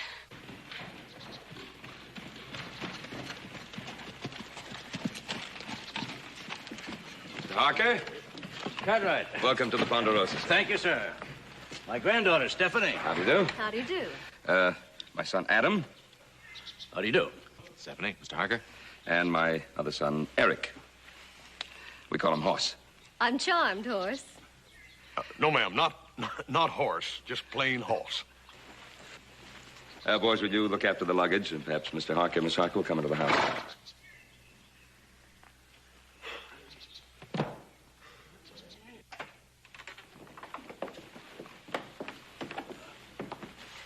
It's rather elegant, isn't it, Grandfather?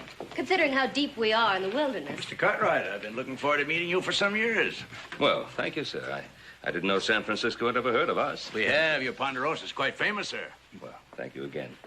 Now, I'm sure you must have had a long, tiring ride. You probably want to rest up a bit. Well, you're very thoughtful, sir. Mr. Cartwright, where's the young lady you promised to show us? Well, I'm sure you...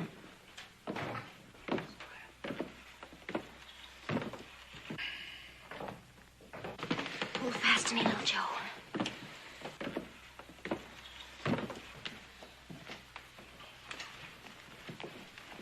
Well, Miss Harker, Mr. Harker, my youngest son, Joseph. I do. How are you, sir? And this, sir, is your granddaughter, Trudy. How'd he do? It's a pleasure, my child. My other granddaughter, Stephanie. How do you do? How do you do?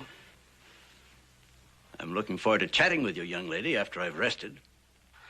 Mr. Cartwright? Oh, yes, of course. Excuse us.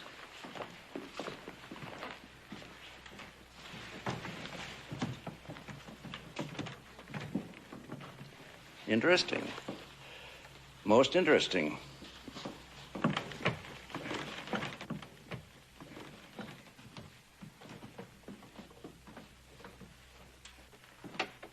I'll give her more light in this room. That's better. And I'll get some hot water. Will you please sit down a moment, Mr. Cartwright? Of course. If I may come directly to the point, sir. You know the reason I've come out here, don't you?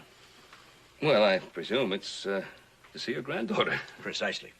I made a mistake 20 years ago in disowning my son. He was a strong man. He had a good, independent mind. Now, after I die, there will be little enough strength left in the Harker family. Stephanie will run through my money in a year. Oh. Shirt sleeves to shirt sleeves in 3 generations, huh? Yes, I'm afraid that's true. In my old age, I'm looking for an element of strength. My son's strength, if you will, to bring back into the Harker family. I'm hoping there's some of that strength in young Trudy. Well, Mr. Harker, I don't know if Trudy's going to be everything that you might want it to be. But I do know this. She's your granddaughter.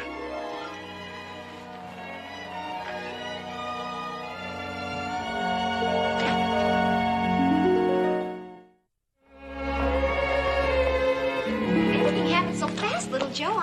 I didn't get a chance to do anything. Oh, don't you worry about it. I think you said howdy very well. Besides, you're going to get a chance to show up at dinner time. Oh, and that's Stephanie. Have you ever seen anyone so beautiful? I'm going to look like a new clipped sheep next to her. Now, look, I think you're prettier than she is, and don't you forget it. All right, little Joe. Mr. Cartwright. Oh, hi. I thought you were going to rest for a little while. Oh, I'm much too excited to rest. It isn't every day that you meet an only cousin for the first time. Yeah, I never thought about it that way. Joseph, would you be sweet and do us a favor? I would like so much to talk to Cousin Trudy alone for a while. Oh, sure. So I'll go check on Hop Sing, see how he's making out with the biscuits. Well, now, Cousin Trudy, we must have a nice, long chat.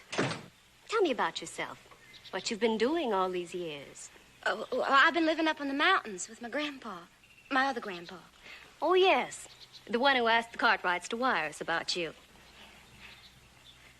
And what did he tell you about us? That we were very rich? No, I mean, yes. He didn't mean anything. Oh, don't apologize, my dear. Believe me, if I'd been you, stuck up there on some mountain, and learned that I had some very rich relatives, I would have tried to get to them much sooner than you did. Oh, it's not that way. I mean, about the money. Grandpa said that you were all the kin I had. And you were hoping to be reunited with us, weren't you? Yes. I always thought the kinfolk should be together. Oh, come now, Cousin Trudy. You wouldn't fit into our life in San Francisco any more than I could live on your mountain. Now, Grandfather Harker is a very reasonable man, and I'm sure that you can work out a nice financial arrangement with him. Financial arrangement? I don't understand. What are you talking about? I'm talking about money. Isn't that what you're really after? Oh, but that's wrong. You're wrong. I don't want any money.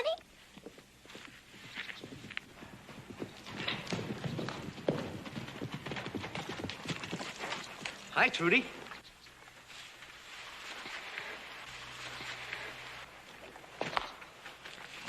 Paul, what are you doing here?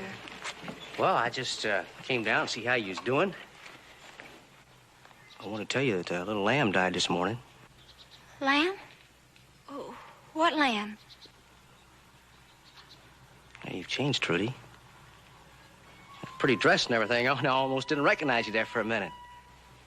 Cousin Trudy, don't you introduce your acquaintances? Oh, I'm sorry.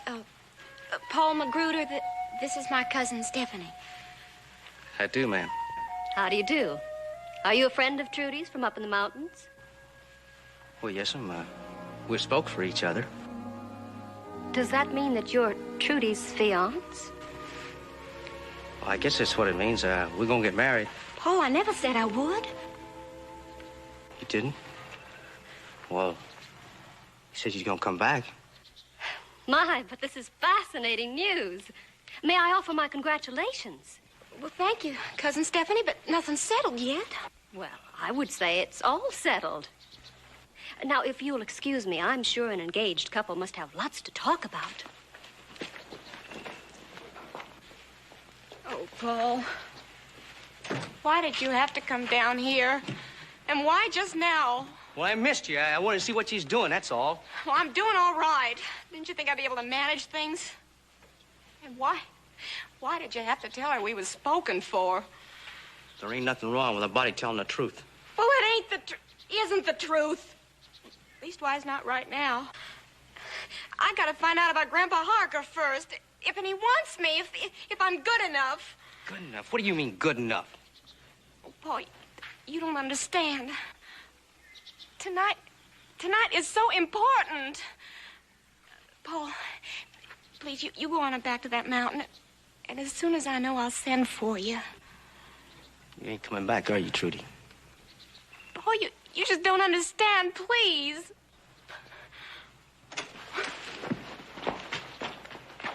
Hey, Paul, when'd you get here?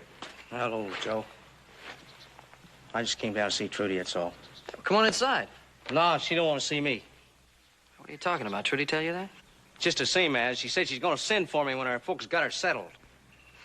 Look, Paul, I don't think she meant that. What's going on around here, little Joe? Something's changed her. I think maybe she's a little upset. It's been a big day for her meeting her relatives. Mm-hmm. Well, maybe I'd just like to meet them folks myself. You think he'd fix that up for me? See any reason why not? Why don't we go to the bunkhouse and clean up? We'll have dinner in a little while. Thank you, Hopsy. Mr. Cartwright, this fowl is delicious. Simply marvelous. Which wine was used in the sauce? I believe Hopsing uses a Sauterne, and the grapes of which are grown not too far from your part of the country, Mr. Harker. Well, whatever it is, it's right tasty. Paul, use your fork. Cousin Trudy, why don't you let your friend eat in his own fashion? Mr. Harker, I thought perhaps tomorrow we might ride around the Ponderosa, and then you can take a look at our livestock operation. That'd be most interesting to me, Mr. Cartwright. I've told my business associates time and time again that the resources of this country... Oh, piffle, grandfather. Do we have to go into that sort of thing now? My dear, you'll find that if you give a man half a chance, all he wants to talk about is business. I suppose. How about you, Mr. Magruder?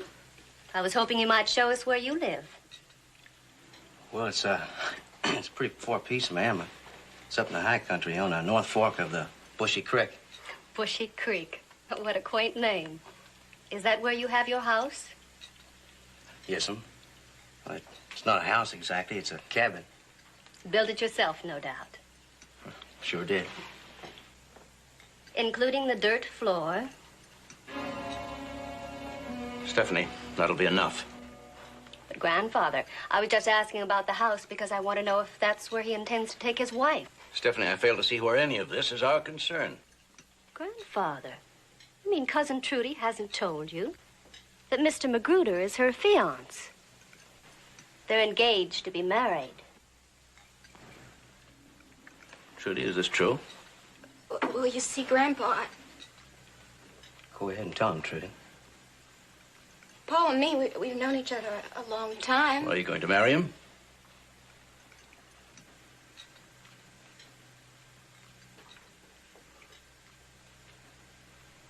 I guess she's not.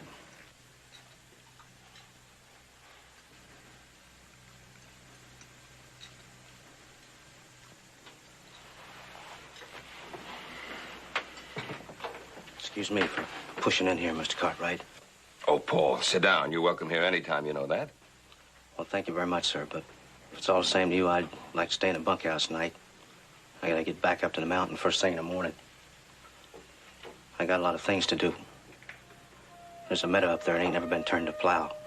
And there's a creek up there that I got to dam up. There's things up there in the high country a man needs for his family and his children. It's important to me. I used to think it was important to you too, Trudy. I guess you found something else. Whatever it is, I wish you well.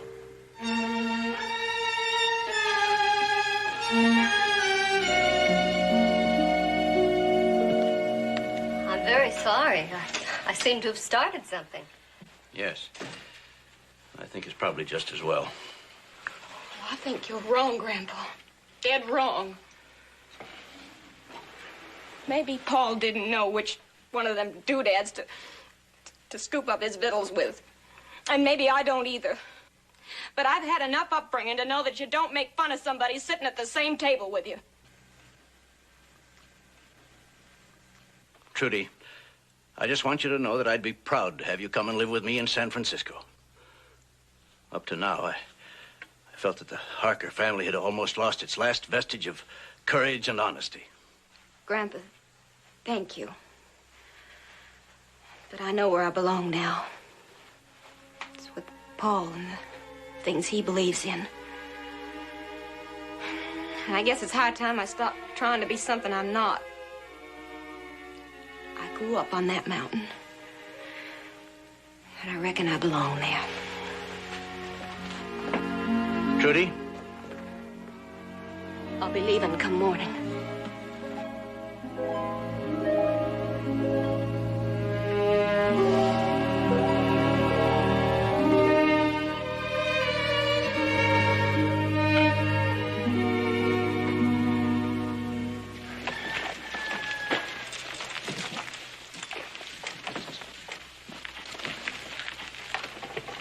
Well, Miss Stephanie, it was nice having you here at the Ponderosa. Mr. Cartwright, I'd like to say... As I told you before, Stephanie, you've said enough already. I just wanted to thank you for your hospitality. You're very welcome. Well, goodbye, sir. Hoss will meet you in Virginia City with your tickets for San Francisco. And I'm sorry that your trip wasn't all that you thought it would be. On the contrary, I found the granddaughter I was looking for. The fact that she won't be living with me won't change that. No. Perhaps someday she'll come to see me.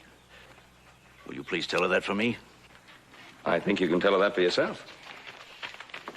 I just wanted to say goodbye, Grandpa Harker. Well, I'm sorry if I've disappointed you. You didn't disappoint me, child. I'm proud of you. And when you feel like it, I hope both you and your husband will come to visit me.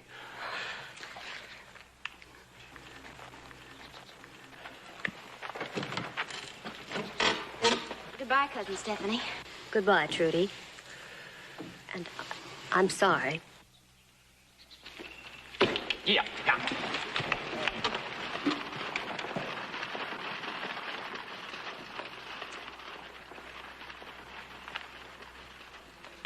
Well, Trudy, what now? Well, little Joe's helping Paul tie my things on the horse, and I guess we'll be going. Trudy, something I'd like to say to you. You're a real lady. Thank you, Mr. Cartwright. At least I learned what a real lady is.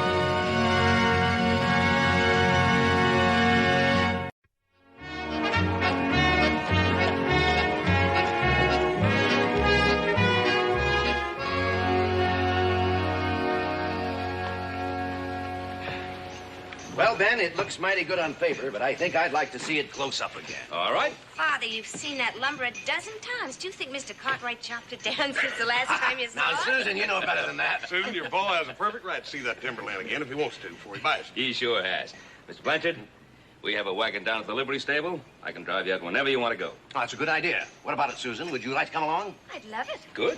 Oh, you got a bunch to do. Won't you let me drive? Oh, you can't drive with that pad on. Honey, with one arm, I can drive better than 90% of the people in this town. Yeah, that isn't the way you were talking when we drove into town. I guess you make out. Look at that horse. A real miracle maker.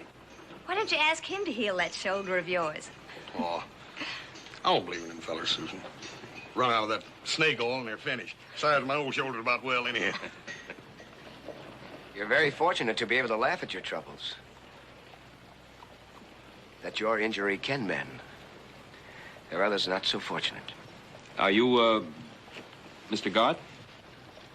I am what the young lady laughingly referred to as the miracle maker. If your shoulder doesn't mend, perhaps I can help you.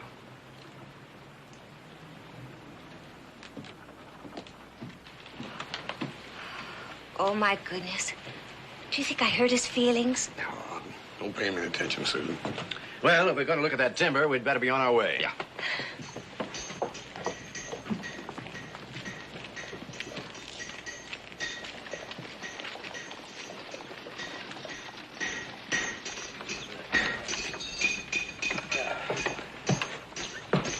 You have a good ride now. Oh, we'll be back in about an hour. Oh, don't hurry now. I'll take care of the supplies down to the store. And take it easy with these people. I don't want you dumping your prospective customers in a ditch somewhere. No.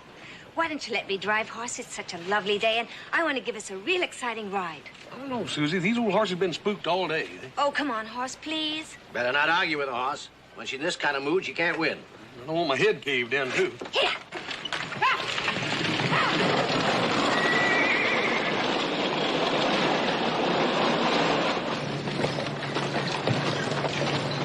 Cartwright!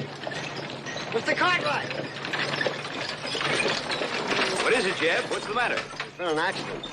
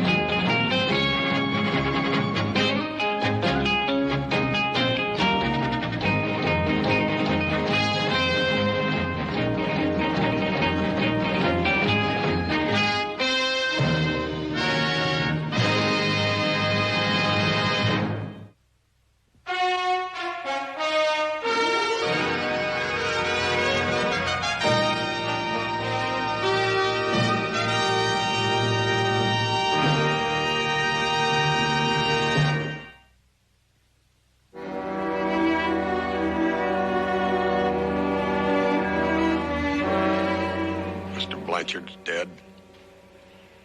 Susan crippled. And all because of me.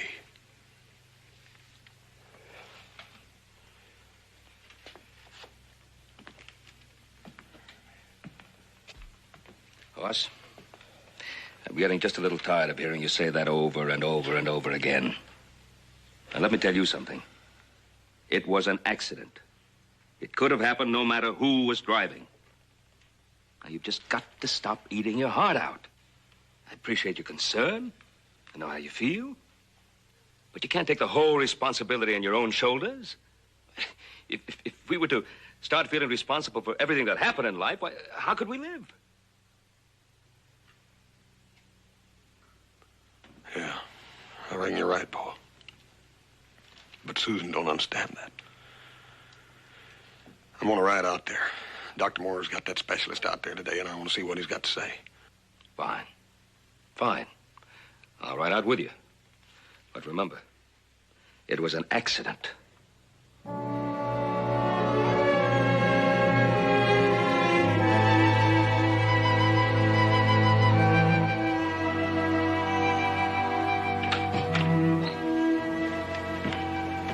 What'd you find out, Doc? examined Miss Blanchard very carefully. Bruises and lacerations are healing quite well. What about her legs, Doctor? Will my niece walk again? I can only confirm what Dr. Moore has already said. I can find nothing wrong with her legs. But Doc, if there ain't nothing wrong with her legs, how come she can't walk? Dr. Moore, isn't there somebody else we could call in? Someone from New York, maybe? Celia, Dr. Gross is the finest man in the country in this field. Thank you. Is there another stage today? I should get back to San Francisco as quickly as possible. Yes, there's a stage late this afternoon. Let me make you all some tea before you leave. You're very kind. Is it all right if I go in there and see her? Go ahead.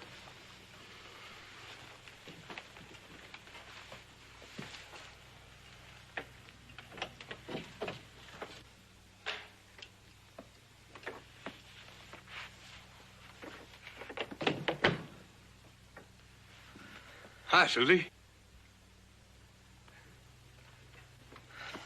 Doctor said I could come in and see you a minute. It's kind of dark in here, don't you? Do you want me to lift one of these shades?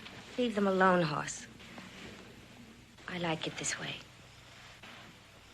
All right. That's the way you like it. Doctor says you're doing real good. Gonna be up in no time. I know what the doctor said, Hoss. His ain't the last word, Susie. There's lots of other doctors. I'm tired of doctors, Hoss. Tired of all that probing and poking. And all for nothing. Susie, you can't talk like that. You can't just give up. You know it, Hoss, and I know it. I'm never gonna walk again. Oh, if that ain't the dad-burnest bunch of foolishness I ever heard in my life. Well, we get a doctor and find out what's ailing you, you're gonna be as good as new and up in no time. My father's dead, Hoss. My father's dead. All because of my foolishness. Susie, you can't keep on blaming yourself for that, and no more than I can. My pa says if people go through life blaming themselves for everything that happens, well, life just ain't worth living. It isn't. Now you listen to me. Hoss, I don't want to listen to anyone anymore. Just leave me be. Please. We're gonna find a way, Susie.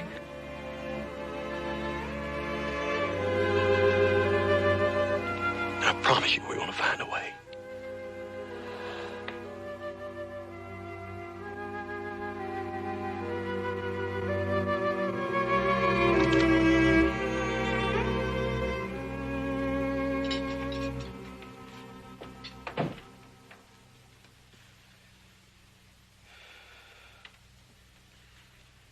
She still don't want to talk. I think everyone's doing all they can, Hoss. You two fellas are doctors. You ought to know what to do. But we're only doctors, not miracle makers. Only human beings. We honestly don't know what's wrong with Susan. Maybe we never will.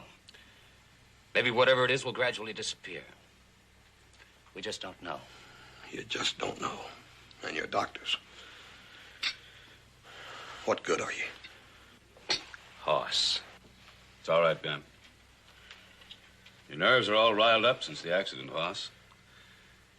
And I think you feel guilty. Sometimes guilt makes people feel edgy. That's exactly what's wrong with Susan right now. She blames herself for her pa's death. As Dr. Moore said, guilt affects the mind strangely. Doctor, do you think perhaps Susan doesn't want to walk? Perhaps. But the mind is a strange world in itself. Maybe someday it will be as important to treat the mind as we try to treat the body today. I don't know about this kind of talk. All I know is we got to figure out some way to help Susan. We can be patient, hope, and pray. That'll be a great comfort to her. I know. I wish there was something else we could give her. Now I really must be going. Boss, would you drive Dr. Gross and Dr. Moore into town? I've got to get back to the ranch if Miss Celia can give me a horse. Help yourself, Ben. Bye, Miss Celia. Miss Celia?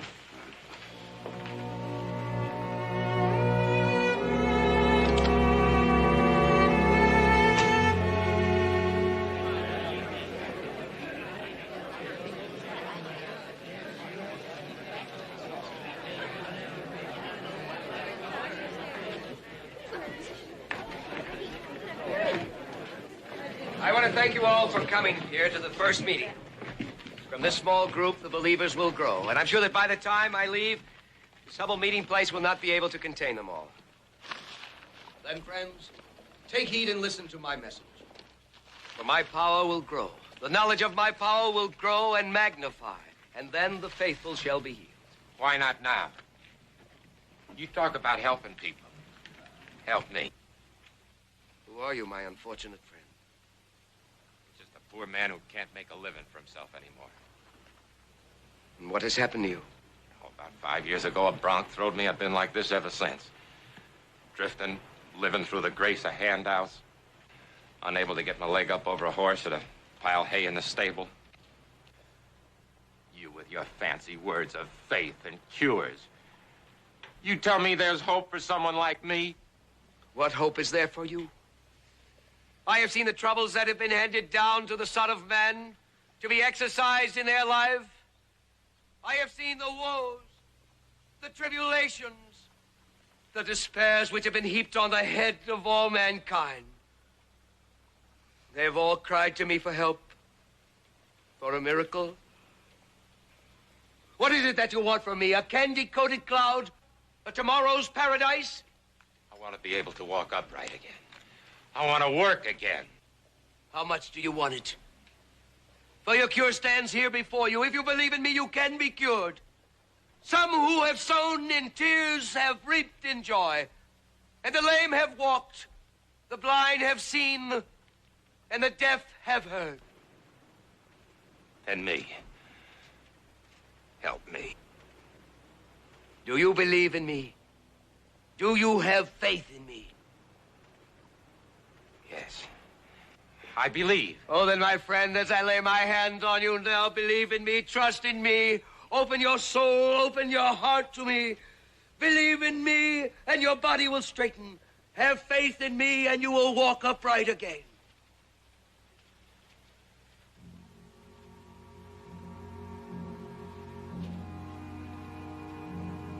Straighten your body.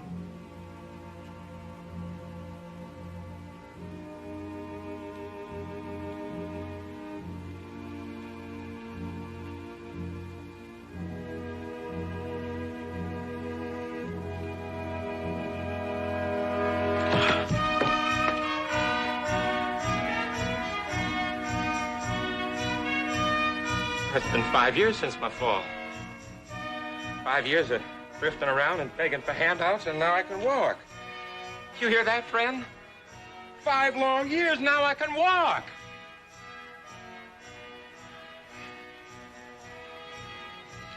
Thank you. Thank you. Thank you. Thank you. Thank you.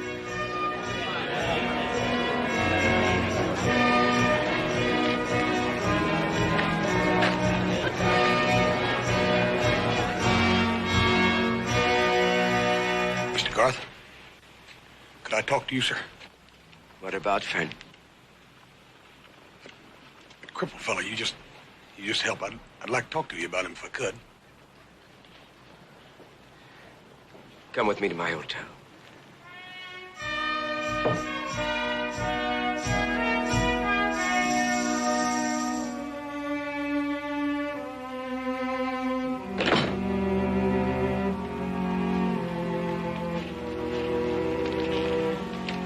Susie. Susie, it's me, Hoss. I know. I heard you talking to Aunt Celia. Susie, there's something I gotta talk to you about. Another doctor.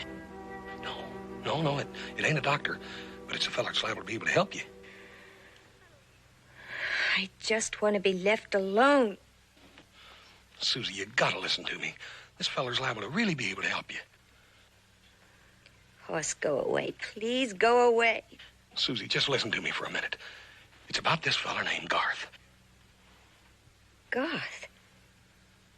You mean that man in town, the faith healer? Susie, he's sure enough, he's helped people. I saw him cure an old cowboy that was all stove up and bent and crooked from a fall. He made him stand up straight and walk again. Susie, it can't do no harm to talk to him. I told you I don't want to talk to anyone.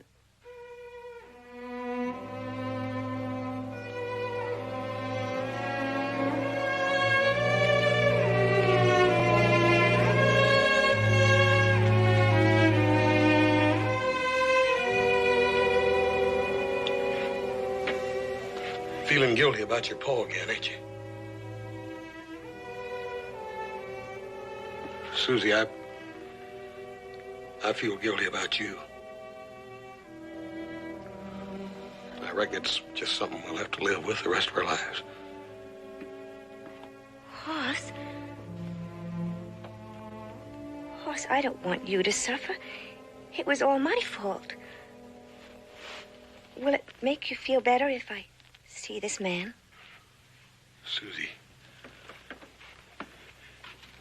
anything that'll help you make me feel better. I just want you to talk to him, that's all. All right. I'll talk to him, Hoss.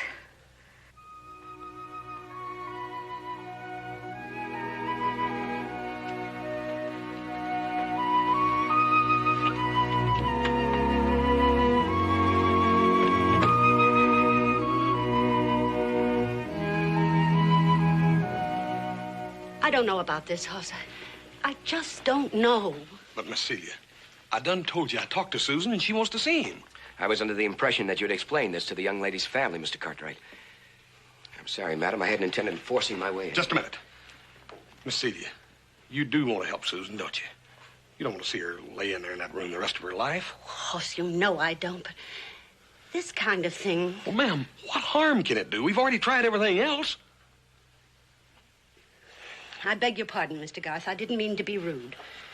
Susan wants to see you. Naturally, you can see her. Thank you. Where is she? There in that room. Go on, I'll show you. All right. If you don't mind.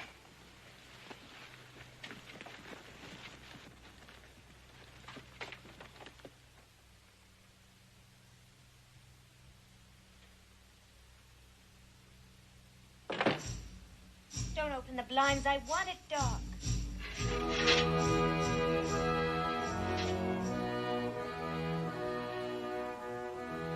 Do not be afraid of the light. I am Garth. I am here to help you.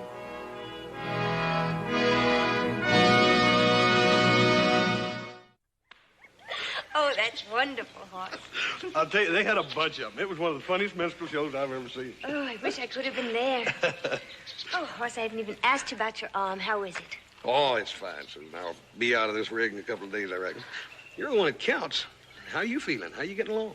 Oh, Garth says that I'm making marvelous progress. Well, it's been a couple of weeks. Oh, Garth tells me it won't be much longer. He thinks I'm doing beautifully. Well, Susie, it's you that I'm interested in. How do you feel? Well, I feel wonderful. And every day I seem to get more confidence. Oh, before the summer is over, Hoss, I'm going to walk again. Good. You moving your feet or legs or anything? No. But Garth says that it happens all at once when I have complete faith in him. Yeah. Appears to me like you got plenty of faith in him already. Oh, I do. But I guess I just don't have enough, do I? Well, good morning, Mr. Cartwright. Mr. Garth? Susan... I'm sorry, Hoss, but I've got to go to work now. Oh, I'll run along. I'll see you later. Well, before you go, Mr. Cartwright, Susan is entering a very critical phase of her treatment. It might help her if you didn't see her for a while. Mr. Garth, Susie and me have been friends for a long, long time. What possible harm could it be me coming to see her? Well, Susan and I are in a period of intense concentration. Any influence outside, no matter how friendly, would tend to destroy that concentration. It might slow down her recovery. To intend to make it impossible altogether. I'm sure you understand. Susie, is that the way you want it? You want me to come back? Well, if Mr. Garth wants it, if he thinks it's best. I'm afraid I do, Susan. I think it's vital. That's the way it'll be, then. I'll see you later, Susan. Well, it won't be for long. I'll send for you. Bye. Goodbye, Mr. Cartwright. Goodbye, Hoss.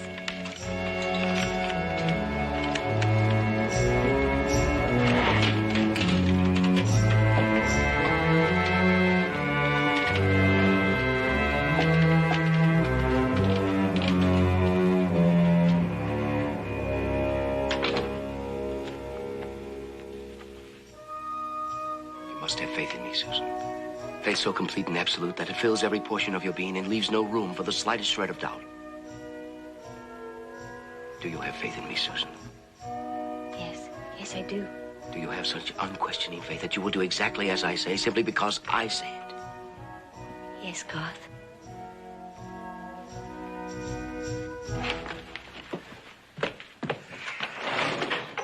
Oh, what's the matter, Garth? There seems to be a limit to your faith. Oh, no, there isn't. No, there isn't. I have the most complete faith in you. You think you do, but you've never had complete faith before, so how can you possibly know what it's like? Well, I'm trying as hard as I can. There's something in there, something like a barrier that's holding you back, something like a dam, something we must remove if you're to be cured. Well, I'm not aware of it. But it's there. Removing it will take an even greater effort on your part.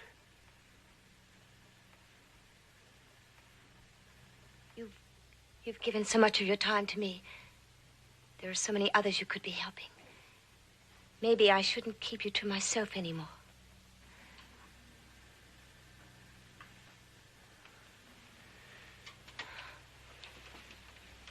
You're an unusual woman, Susan. Lovely of face and form. And most important, so unselfish. Thank you.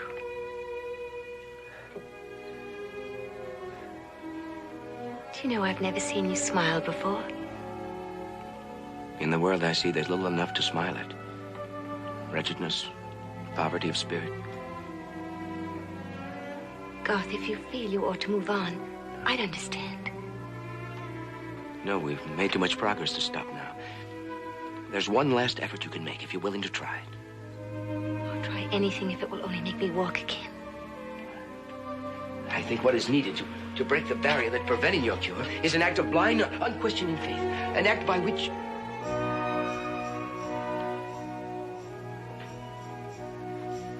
An act by which you place yourself completely in my hands. When you have put yourself in a position where you must trust me, where you must have faith in me, then and only then can you be cured. What do you want me to do? It will require thought.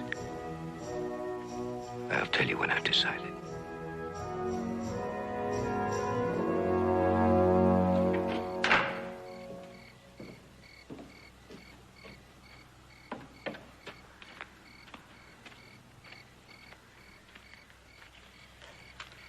Well, I got your message. What do you want? I want to talk to you. Well, make it fast, will you? I have to get back in the house. I've been working here for 2 weeks and you haven't told me a thing. I want to know what's going on. Look, I told you repeatedly, my ways are my own. And I told you I ain't leaving without part of that money. What money? Oh, now don't treat me like one of your stupid followers. I know how rich that girl is, and I know you're planning on getting some of it, and I want my share. You made a mistake, Thorne. This girl is sensitive. She's an intelligent, unusual girl. I'm going to do everything I can to help her. Poppycock. You've been preaching for so long, you're starting to believe your own words. Well, if you don't agree with my words, maybe it's time you left. Oh, no. You're not getting rid of me. I'm staying for this one. And it better not be too long.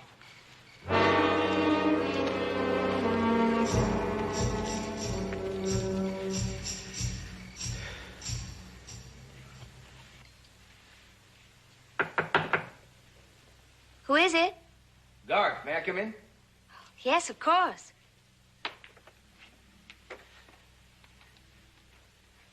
I spoke to you about an act of faith this morning, Susan. Yes? Well, I've been thinking about it ever since. Oh, so have I. And I've been worrying about it. Well, you shouldn't worry about it, Susan. I'd hoped you were looking forward to it, for a chance to express yourself in one of the most beautiful of all basic human emotions. I never thought of it that way. It sounded more like a test. What do you want me to do? Susan, I want you to marry me.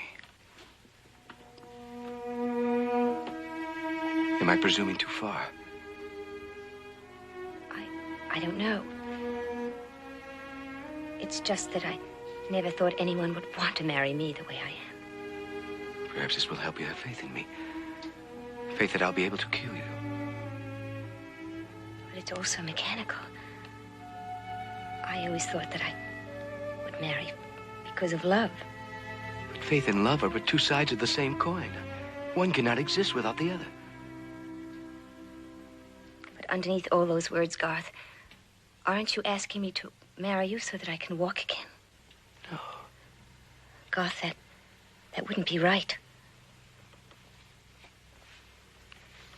Susan, I'm asking you to marry me because I love you. Susan, please. Marry me. Don't you see I need you as much as you need me?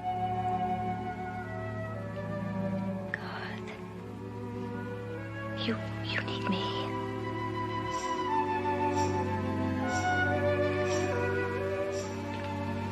God, you need me.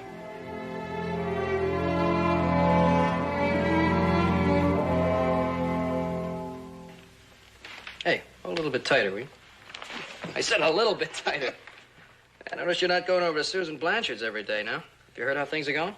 Well, I decided I'd stay away for a while. As long as that Garth helps Susan, that's all I care about. Well, she sure got a lot of faith in him.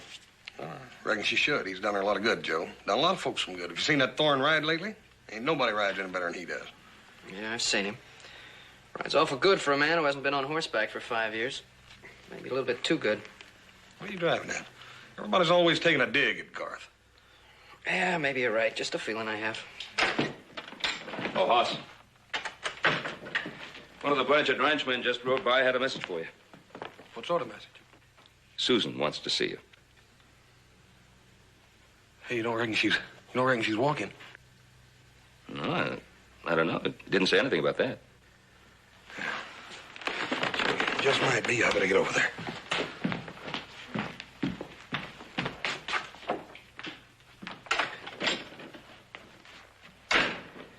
I'm sorry I ever taught you how to braid these things. You've been braiding them since you were 5 years old. Oh, Hoss, it's so good to see you. Susan? Good afternoon, Mr. Cartwright. Just a few days ago that you asked me not to come back. What's happened? We have news for you. A surprise? Might be. Susan has consented to be my wife.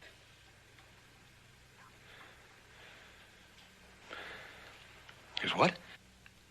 Yes, we're getting married, Hoss. And I would like you to give me away. But, Susie, you hardly know this man. He's almost a complete stranger. He's no stranger to me, Hoss. We love each other. What's all the big hurry about? Won't you wait until you're for sure, Susie? I'm sure now. The sooner the better, for Susan's sake. We're planning it for Saturday. Hoss, will you be there? I'll let you know, Susie. I'll let you know.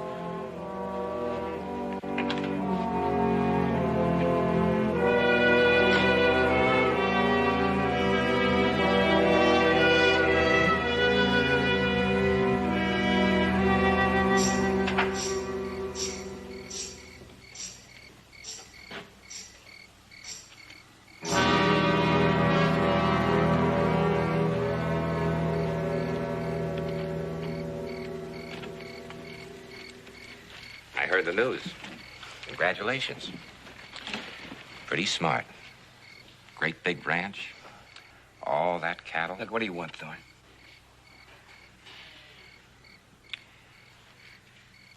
I want my share. There aren't going to be any shares. I'm marrying Susan because I love her. Sure. And what's going to happen when the little lady finds out you can't make her walk? Listen, she's going to see through you before the ink's dried on that license. Maybe. Maybe she can be cured. I have a feeling sometimes, at the right time with the right person, maybe I could cure her. Listen, you couldn't even cure a hangnail. But I'll tell you what you're going to do, Garth. You're going to go in and get some money from that little lady, and you're going to give me my share. No, I'm not. The agreement we had before is all over. Is it? Yes. And suppose I tell the little lady the truth. What happens to you then?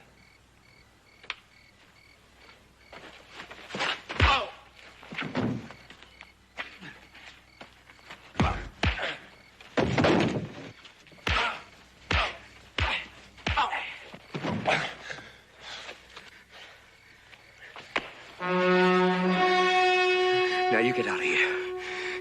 You ever come back here again, I'll kill you.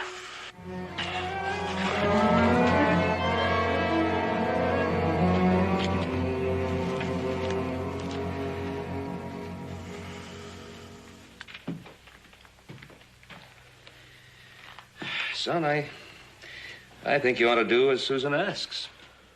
Give her away at the wedding. Paul, how can she love him? She doesn't even know him. Oh, sometimes two people just look at each other once, and they're in love. What's really bothering you? Paul, I took Garth out there so he could make Susan walk again. I never figured on anything like this.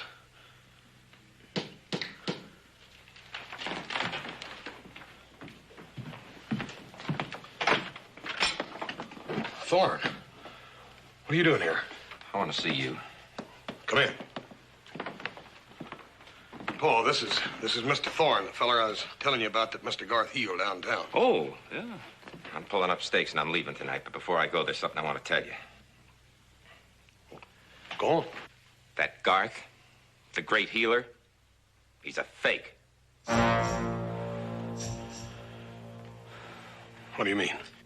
Every time we go to a new town and start a meeting, he cures me. That sets up the suckers real good for him. Now he's going to marry that girl for her money and that big ranch her father left her. Paul, that explains it, don't you see? That explains everything, the marriage. You're going to go back out there and confront him with me. Oh, no. I ain't going to get myself killed. Thorne! Thorne! Hoss.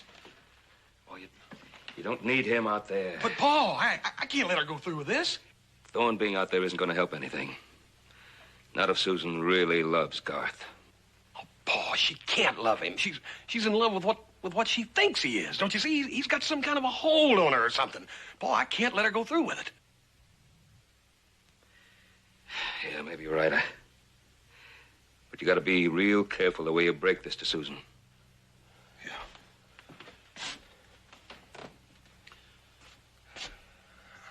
I'll think of something.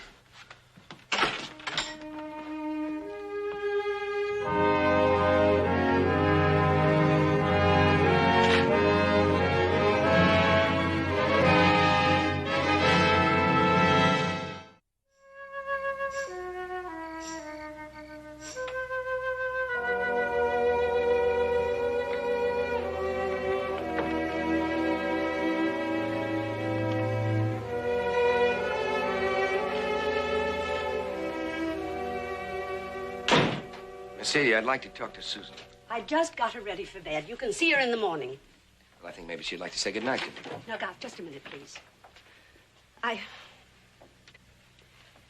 If it's money you want, I can get it for you.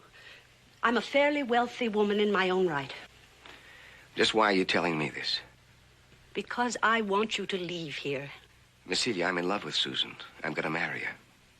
I think the sooner you accept that, the sooner we'll all be happy here. You just want the ranch and her money. I don't believe you love her. You love her. Do you want to deprive her of happiness? Perhaps even the chance to walk again?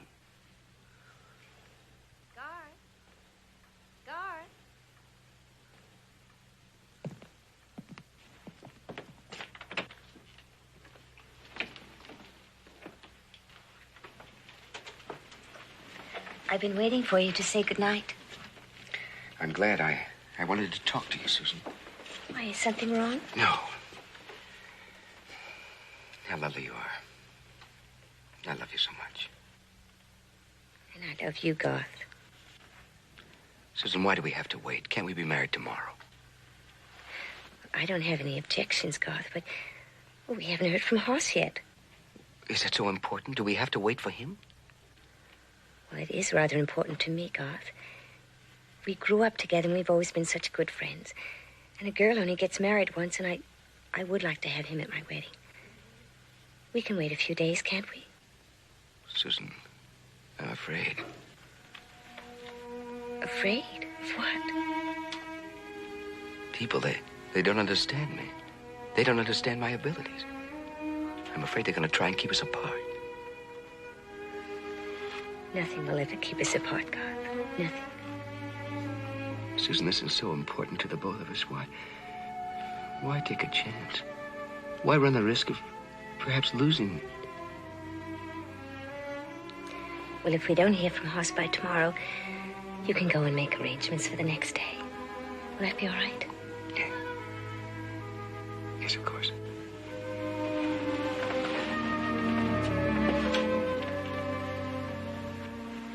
Good night. Good night.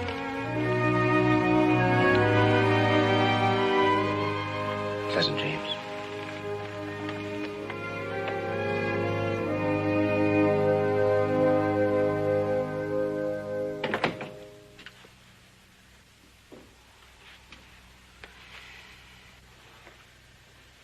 Well, good evening. I'd like to talk to you alone. Outside.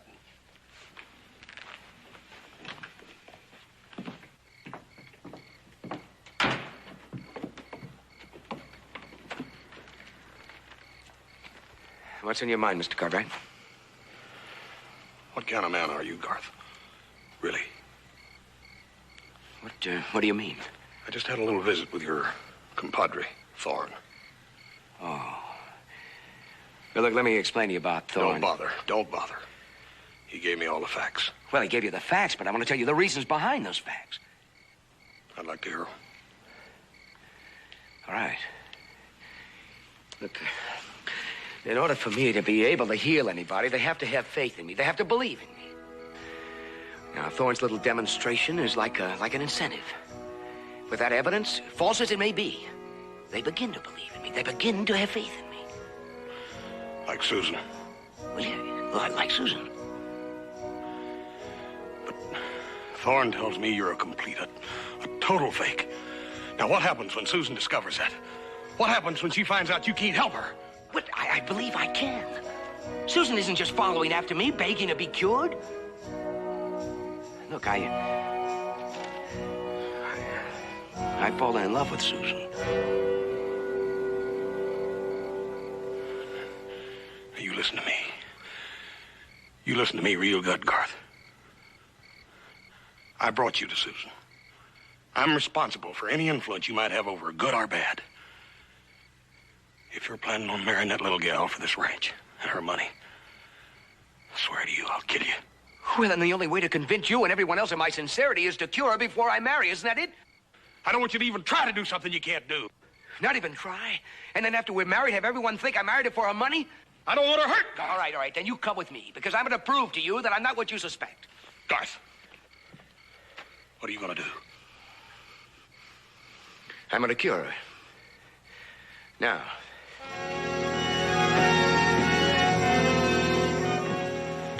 Miss Celia, I want you to get Susan. But she's asleep.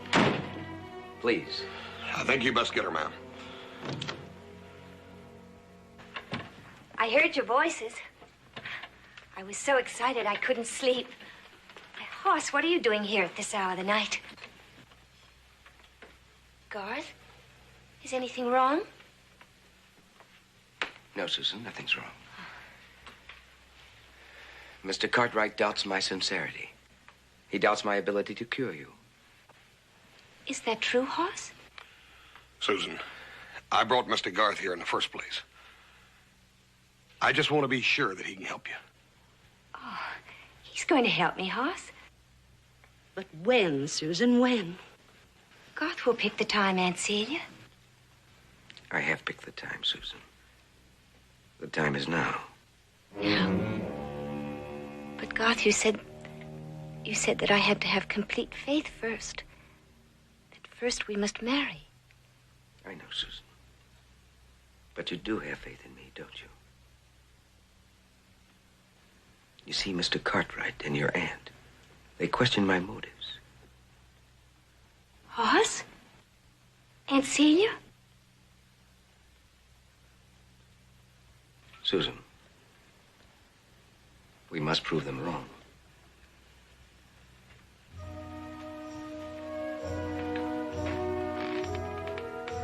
We work together day and night, both of us, so hard for this moment. Ever since we first met each other, we have built up your strength in me. Your strength that I could make you walk.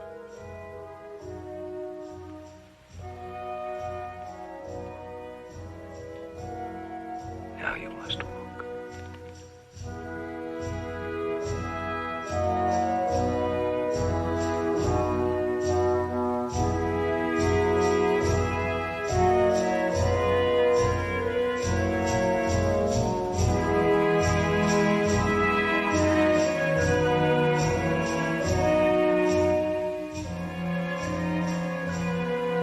Tell you to walk. You will stand and walk to me. Now I say to you, walk.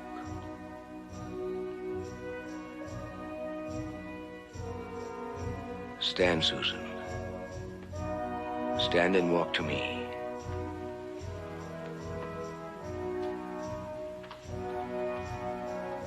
Stand, Susan.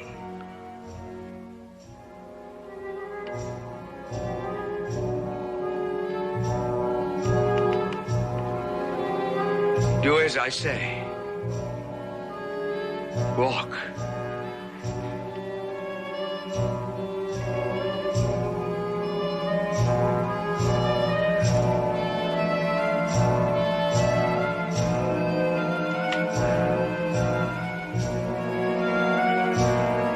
I command you to walk.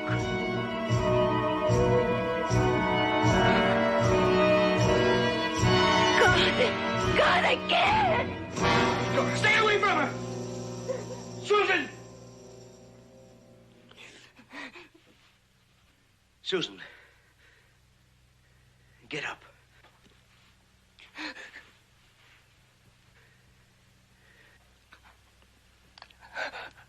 God, I can't move my legs. I can't. Get up, Susan. I command you to. Get up and walk. I can't. I, Garth, command you to. That's about enough. Garth, wait, I know I can. Garth, wait, I know I can. Miss Celia, help me with Susan.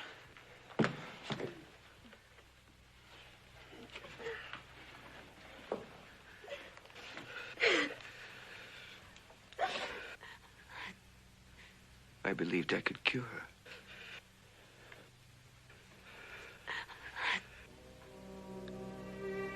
I believed I could cure her. God! No, God! God! God! Susan. Susan. He's just a man. But I love him. Hoss. Hoss, I love him. You fell in love with what you wanted him to be. I'm so sorry, Susan. It was all my fault. I'm sorry. That's all I can say.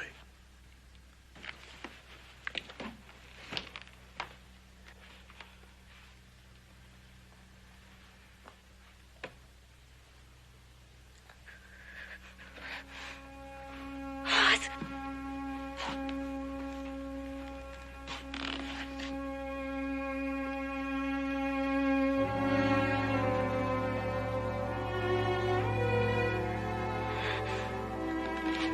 Susie.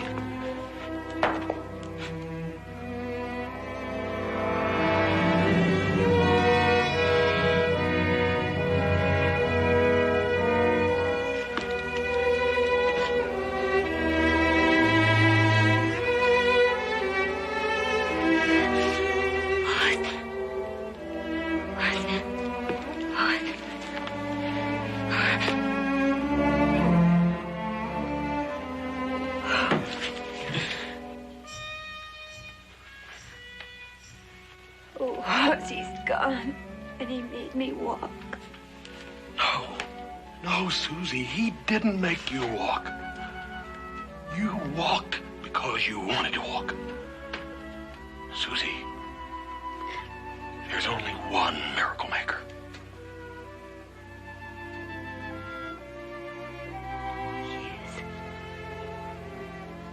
Yes, you're right. Oh, Hoss, I wish he knew. Oh, I wonder if he'll ever come back. When he learns what you just learned, he'll be back. Then I'm going to wait for him, Hoss. Because he will be back.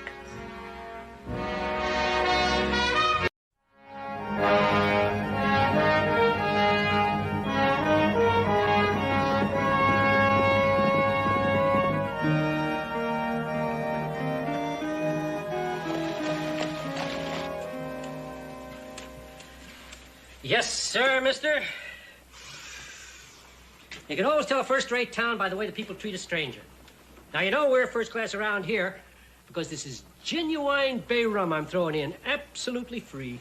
I appreciate that word free, sir, because I'm down to my last dollar.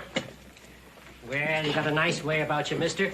But if you want to make money around this town, your strong back will help you more than your good manners. Oh? The mines, they're running full blast around here, paying top dollar, too. The cattlemen, on the other hand, are suffering. What's good for one is bad for the other. Why, Ben Cartwright's been coming to town the past 2 days trying to get men for the roundup. But they're all taking jobs in the mines. Guess you can't blame a man when you stack up the difference in wages. Ben sure is persistent, though.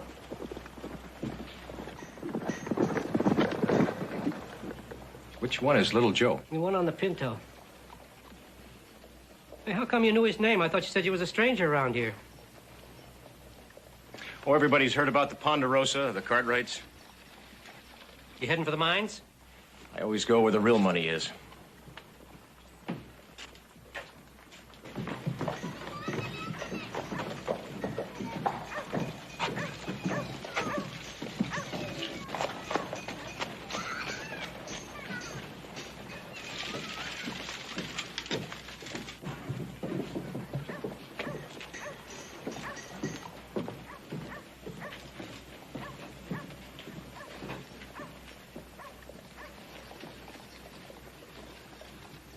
Harry, you sure you want to sign on? Well, I'll tell you how it is, Mr. Ben.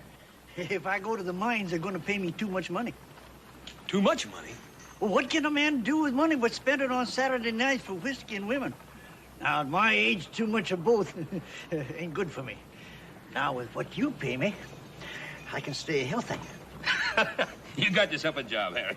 An explanation like that deserves beer, Harry. Come on, Harry.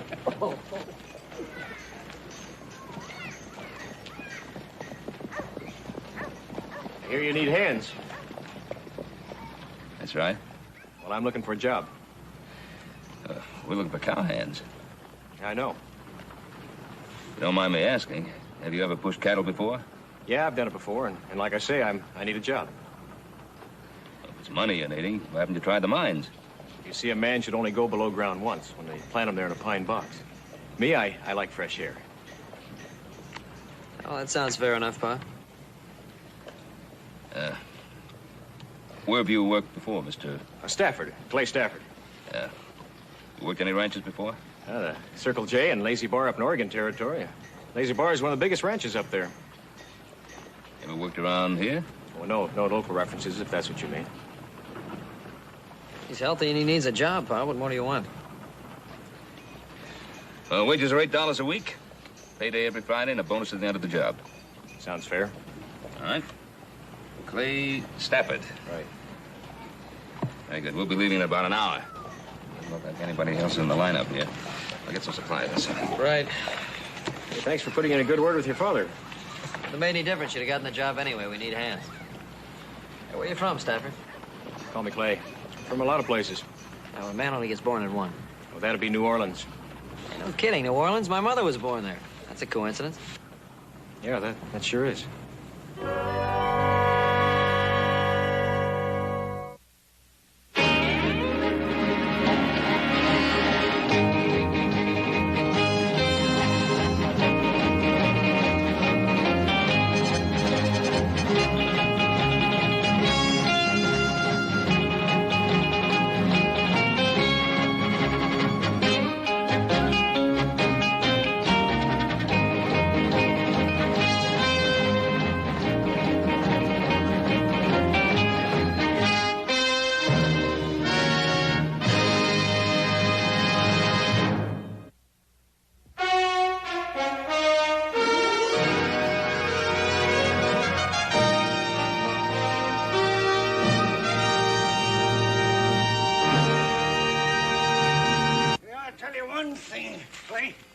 You gotta work for a living.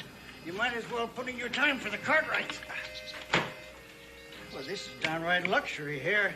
Solid floor in the bunkhouse, springs in the beds, not even any busted window panes.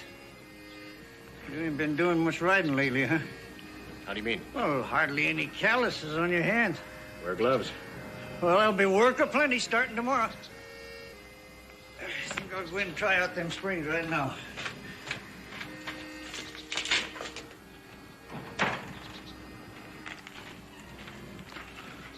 Huh. It's a pretty fancy holster you got there. Yeah, it's a McHendrick special. Looks like they left the front end of it off.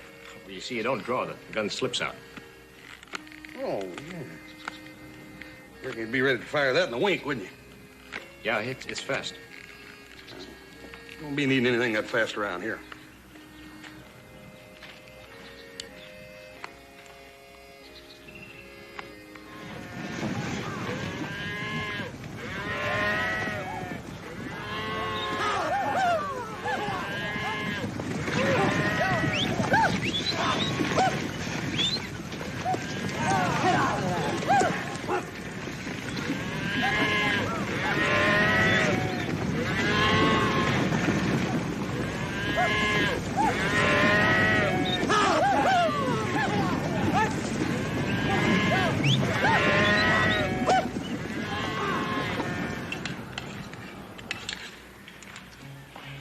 Harry, I'm almost too tired to eat. Yeah, but this is good, Mr. Benton. That's not good.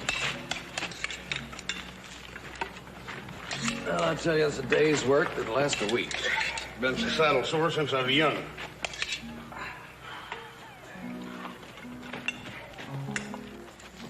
Well, I'm ready, Mr. Cartwright. All right. See you. Yeah. Where's he going? Back to the ranch. Gonna help little Joe bring out the supplies. How'd you talk him into that? After the day's work he put in. I didn't. He volunteered. Beaver for work, ain't he? We could use a couple more like him.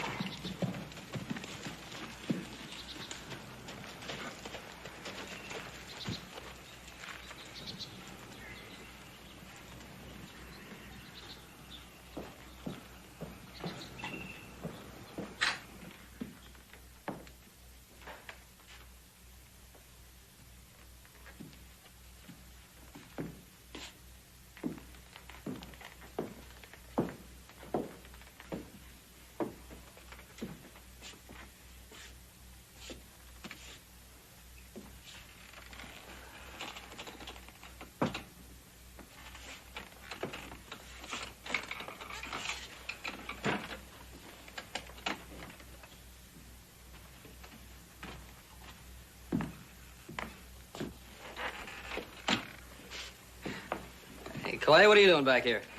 Thought I'd give you a hand with supplies. thanks. I can use a hand as soon as I finish the coffee. Some place you got here. Yeah, sure is. My pa built this place with his bare hands. I was born in that little room upstairs. Thought you said you were from New Orleans. No, that's where my pa married my mother. They were married there, and then they came back here to settle down. You remember your mother? No, not too much. Just what my pa told me about her. He always said she was like having spring in the house the year round. Always laughing, full of fun and warmth. Guess she must have looked pretty nice, huh? Yeah. Yeah, I guess she was about the prettiest woman in New Orleans. Hey, I've got a picture of her right here. I always carry it with me. What do you think? Like having spring in the house all year round. Prettiest picture I've ever seen.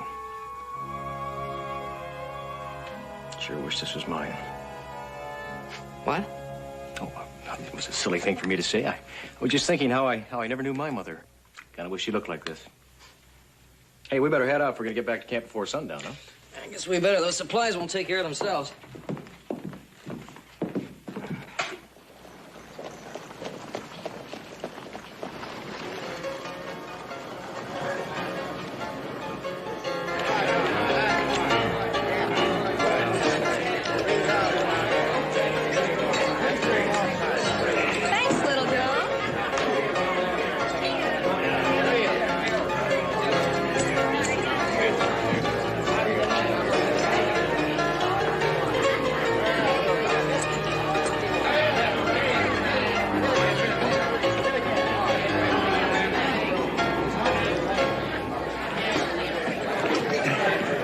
Mr. Ben, would you be good enough to see your way clear to give me a $2 advance on my next week's pay? Well, Harry, it's barely 11 o'clock. Have you run through your $8 already? Well, it's this way, Mr. Ben. Now, these miners around here, they're drinking more whiskey and giving more to the girls. So I got to raise my sights to meet the competition. Well, Harry, what about your health that you're so worried about? It's Saturday night. I'll worry about my health Sunday morning.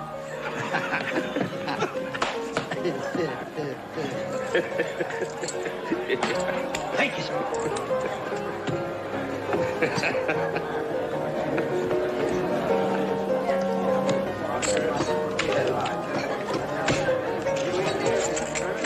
Your lucky night, huh? Yeah, it sure is. You just come into town. Yeah, the first of the week. Where you been keeping yourself? Herding cattle? You're a cowpoke, huh? Yeah, that's right. Ideal.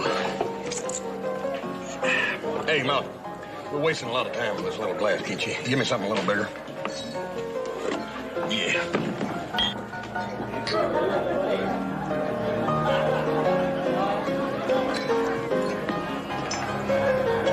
Full house. 4 trays.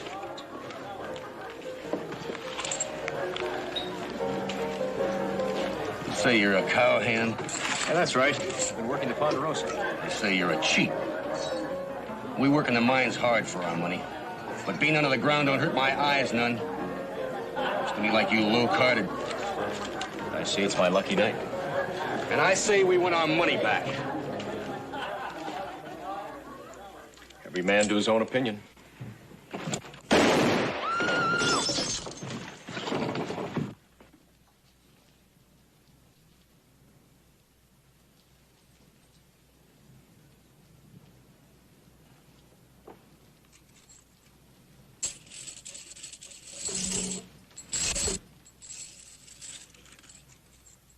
Time you get miners and cattlemen together, they just itching for something to happen. And this thing was just about what they were waiting for. Joseph, the sheriff's right. It's best the boy leave town. Pa, it is not right and it's not fair. Now, we all know he shot in self-defense. Maybe so. But do you know whether or not he low-carded? Roy, a man is innocent until proven guilty. A stranger, a fast gun, and a card sharp all wrapped up into one package? Now, that's something Virginia City don't need. Oh, wait a minute, Roy. Wait a minute. What do you mean, a stranger? Everybody's a stranger until they settle someplace. And as for being a fast gun, if he wasn't, he'd be dead instead of the miner. So don't use that. All right, I'll grant you that. But you ain't answering the main point. Was he cheating or wasn't? But the point is there is no proof the man was cheating. That is not the point. Little Joe, when I first took this job, and that was a few years ago, I made an arrangement with myself. I said, Roy, the best way to handle trouble is to avoid it. And it's worked out pretty well. Now, if this fella Stafford stays around town, I'm just laying myself wide open to more killings. Can't you see that? Now, that's why he's got to go. No, I can't see it. It's not right, Roy, and it's not fair. Come on, Joseph. The sheriff knows best. It's his job. I'll take care of it, Roy. The young man will leave in the morning. Thanks, Ben. So long, little Joe.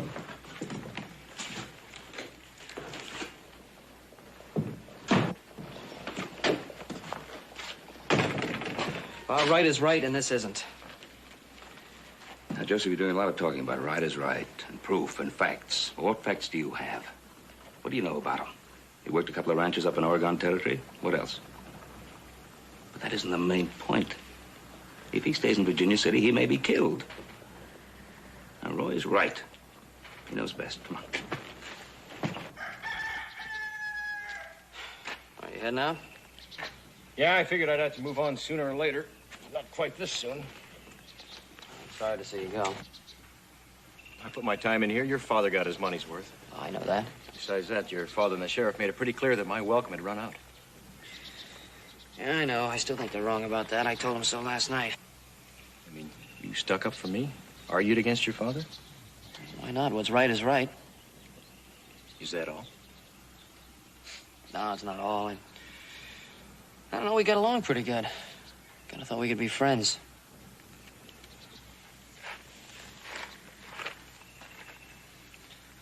You remember that picture of your mother you showed me? Yeah. Can I see it again? What for? Just let me see it.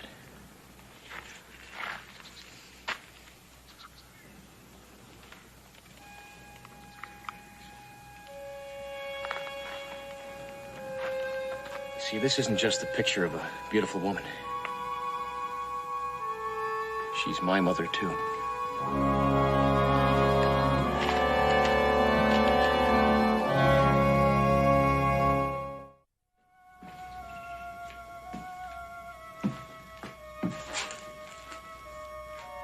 There's something I don't like about closed doors. Man's got a right to talk in private. Yeah, but when it's family, I don't like to be left outside. How do you know it's about family? When a brother shows up from nowhere, it ain't family.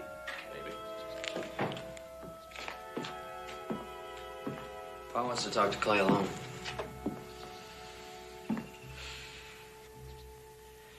Of course, she told me she'd been married before.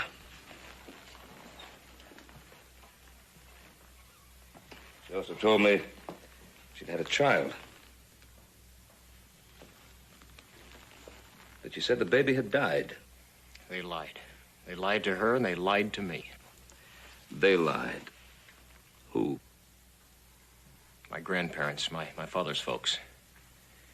They were against the marriage from the very beginning. They hated my mother. Didn't think she was good enough for their son. Well, when we all got the fever, my father died. They told my mother that I had died also. And see, when I was old enough to ask questions, they told me that she was dead. And after all this time, how did you find us? Well, last year I shook the wander dust off my heels and went back to New Orleans. Guess I got sentimental, wanted to put a flower or two on Mother's grave. Of course, that's when I found out there wasn't any grave. After that, I checked with the Hall of Records and around, and that's when I found out about you being married to my mother and about the Ponderosa. Clay, why didn't you tell us all this when you first got here? Well, I didn't want to push myself into a family.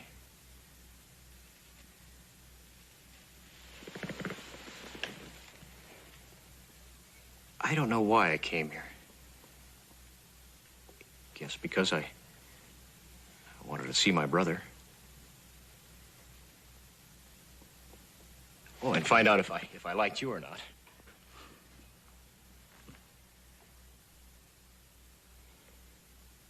No, none of this changes the fact that I better be moving on. Those miners are pretty hot under the collar. Oh, you'll be all right here in the Ponderosa.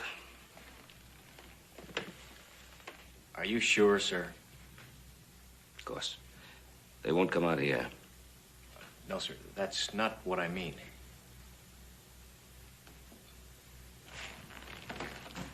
What do you mean?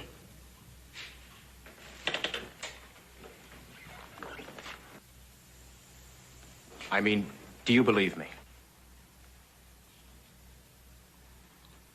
Of course I do. Of course I believe you. News is rather startling. You have to admit that. Out of the blue, so to speak. Takes a little getting used to.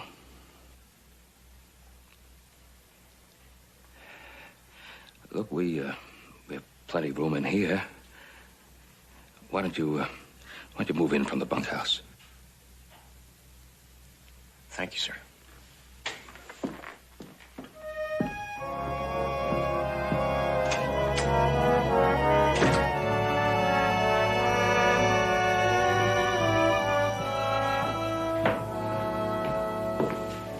Adam? Watching little Joe sleep? Yeah, it's kind of late. I guess I should have asked Hoss, little Joe, and Clay asleep.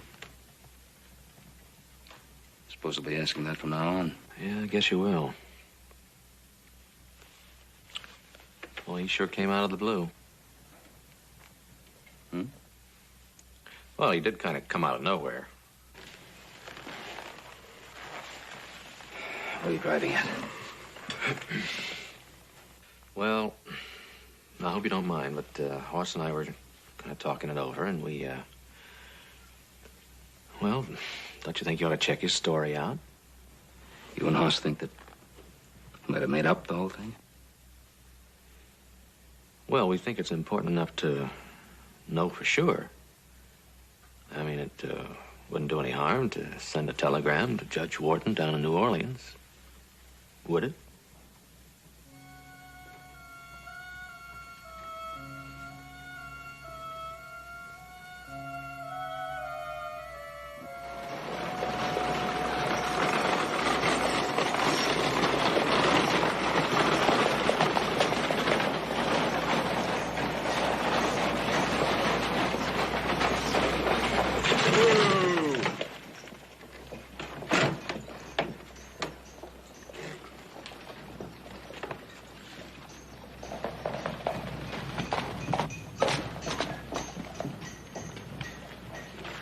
What are you doing in town?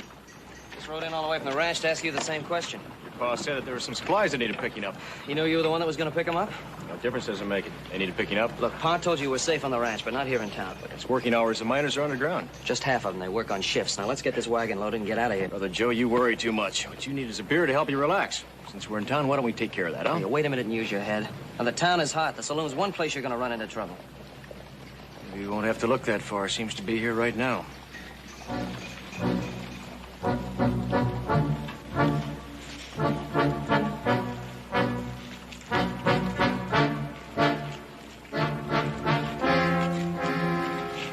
Pretty hot day. Maybe a couple of beers would cool us all off. Since Saturday, we're kind of particular about the company we keep. Take a horse thief, you can see the horse he steals. A fellow robs a bank, well, there's the money. But a card cheat, well, if he's good at it, it's over and done with before you know what's happened. Sam hadn't been drinking, nothing would have happened. There was no reason for it. Well, Sam ain't here to argue the point, but we are. And we aim to do more than just argue. You figure on using that gun? I never draw first. Just like to keep the street clean.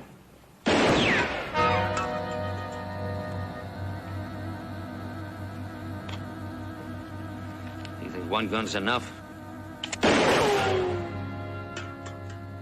2 guns, gentlemen.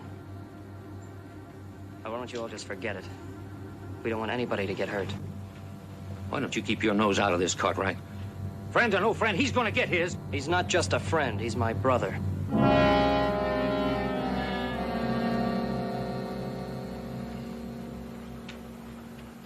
All right.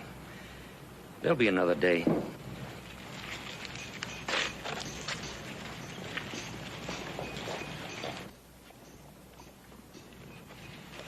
Can use that beer now. Well, couldn't we just load the wagon and leave town? Maybe you're right, brother.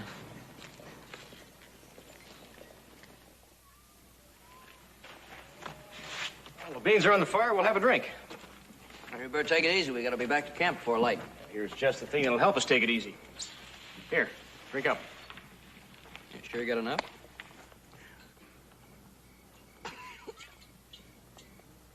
Hey, this is whiskey.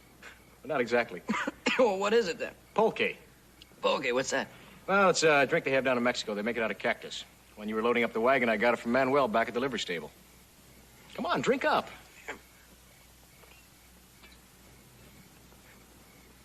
It's hot, but it's good. Yeah, just like riding a nice, easy bronc. But when he discovers that burr under his saddle, watch out. Don't worry about me. I can take it.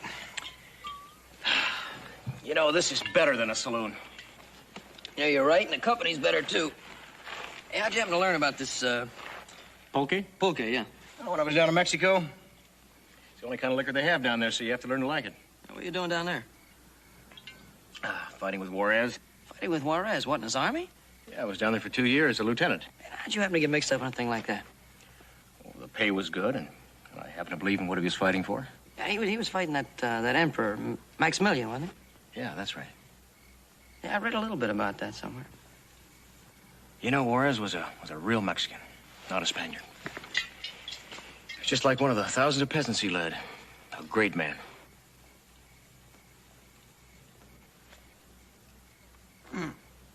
Hey, you know, it's kind of sad he had to fail. Oh, he'll come back. And when he does, maybe I'll go back too. Hey, you know, we're getting much too serious. Come on, drink up, will you? All right. Hey, look, I'll tell you about the girls that used to follow the army. Now, look, there was this one gal. Her name was Conchita. Oh, Conchita. So, you see, when we ran out, Conchita went right through the enemy lines and brought back a couple of jugs. Brought back a couple of jugs. Hey, look. Now, that is the kind of girl, that Conchita. That's the kind of girl that I would like to have. Hey, oh, Conchita, she had a sister. Rosita. Rosita. Hey, listen now, in all seriousness, we ought to get down there and get that Conchita and that Rosita. I'll drink to that. Viva Juarez! Viva! Viva! Viva la revolución! Viva, viva! Viva! Viva! Viva Pulque! Pulque! There's a lot of pulque in there. Oh, that Conchita and Bonita. Viva your Rosita! Viva my Rosita and Bonitas. Viva my brother! Hey! Viva my brother! Viva! Viva, brother! We've got to get down there and viva that Conchita and Bonita. Viva!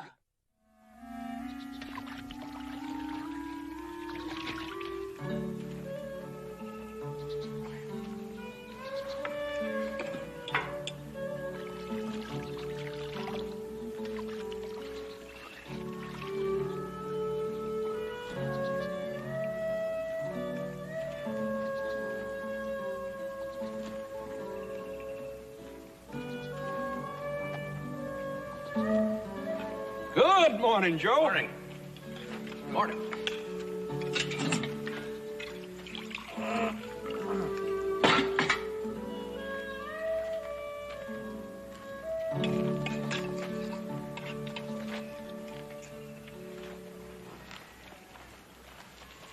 After a night of chewing the fat, nothing like a big breakfast to get you back in action.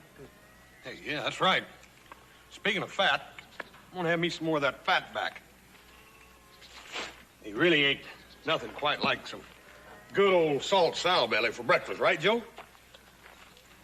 No.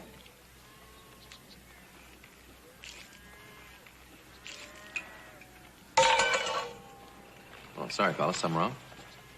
No, I'm raring to go this morning. It's too bad we drank all that pulque. You'd like it. You know, now, me, I personally prefer a great big glass of hot whiskey, about 100 proof. Oh, yeah. I guess we're just unlucky, huh? Well, morning, boys. Time to get to work. Oh, morning, Joseph. Say, I've never seen you look better.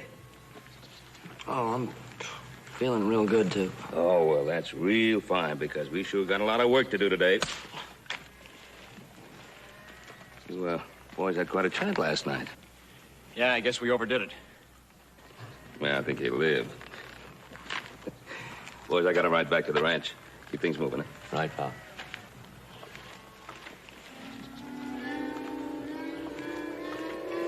That Clay sure is a likable fella, isn't he? Yeah, sure is. You know, if me or you, either one, brought Joe home in the condition he was in last night, we wouldn't have heard the last of it till yet. Well, that's for sure. What do you mean a condition I'm in? I'm not in any kind of condition. You heard what Pa said. Let's get started. Gee, I'm sorry, fella.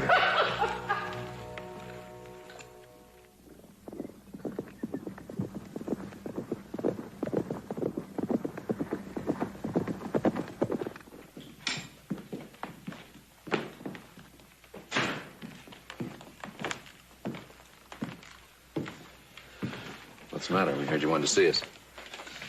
Yeah, I got the telegraph back from New Orleans. What'd it say? Story checks out. What's the matter, then? Albert Wharton is a very good lawyer. When he investigates, he gets all the facts. Marie was his mother. He was born in New Orleans, raised by his grandparents. It's all true. What's the trouble, Paul? Something that Alvin found out that happened 2 years ago. 2 years ago? Yeah, a little town in Texas, Chico Wells. Seems there was a card game. Clay was winning a lot of money. Man accused him of cheating. Reached for his gun. Clay killed him. Yeah. Yes. Sort of stretching the long arm of coincidence, ain't it? I'm afraid that's how a lot of people will look at it. How do you look at it? What are you going to tell little Joe? Well, he's going to have to face the fact that there can be weaknesses in people, even in those you care about. You going to let Clay stay around? Guess we'll have to give him the benefit of whatever doubts we have about him.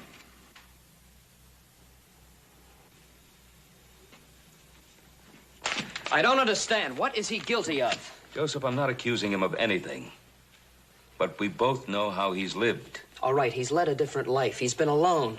But it doesn't change the fact that he's my brother and he's still part of this family. Well, of course he is. I'm not disputing that.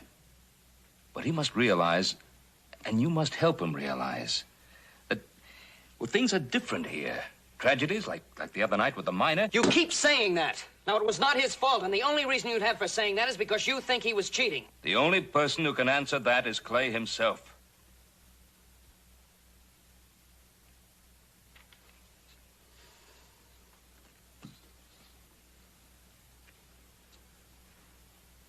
All right, I'll talk to him. I think it might be better if I talked with him. Now, please let me talk to him, Bob. Please let me be the one. All right. Thanks.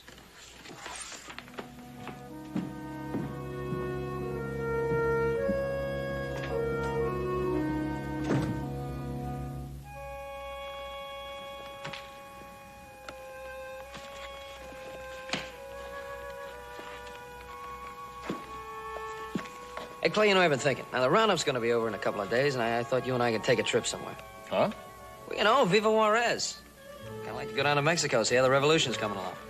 You know, it's not all just fun down there, Joe. As I told you the other night, a revolution's a pretty serious thing. I remember. I remember most of it. Look, if it's not Mexico, it'll be some other place. I don't care. I just want to take a trip and have some fun. We're brothers, aren't we? Now, the roundup's over, we'll collect our pay and take off. Okay, when the roundup's over, we'll figure out where we'll go. Good enough.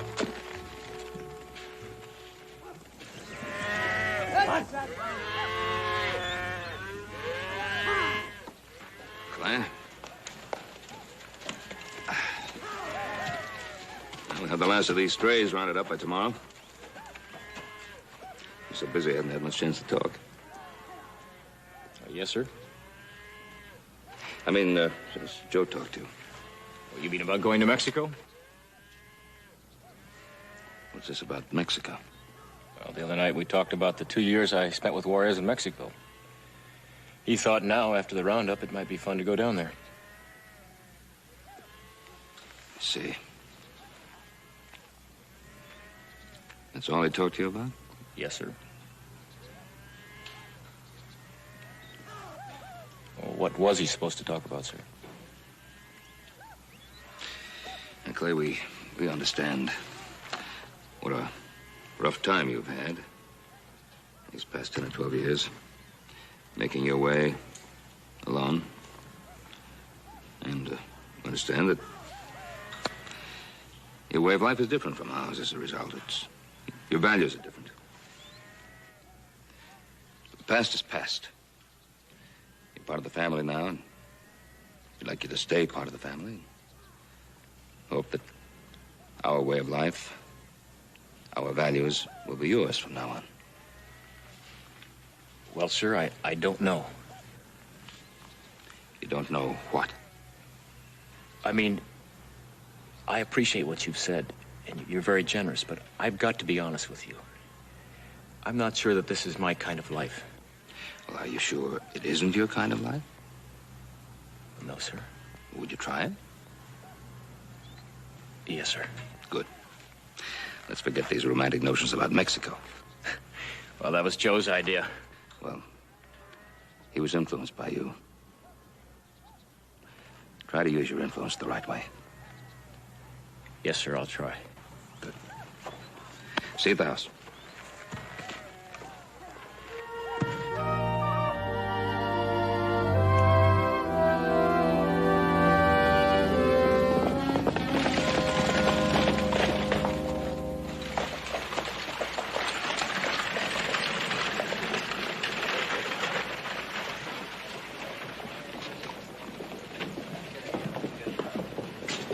Thanks again, Mr. Walsh. Healthy bonus for all hands this year. That sure is. It's one roundup that ended up better than it started. Be careful of that money, Joe. I will, sir. Thank you.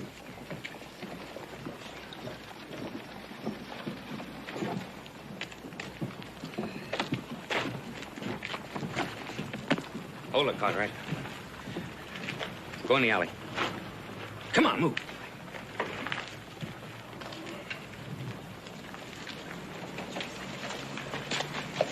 All right. Where is he? Where's who? That new brother of yours. We've been waiting for him. What's the matter? Is he scared to come to town? Nobody's scared. Look, we just don't want any trouble, that's all. Well, it ain't always easy to avoid trouble.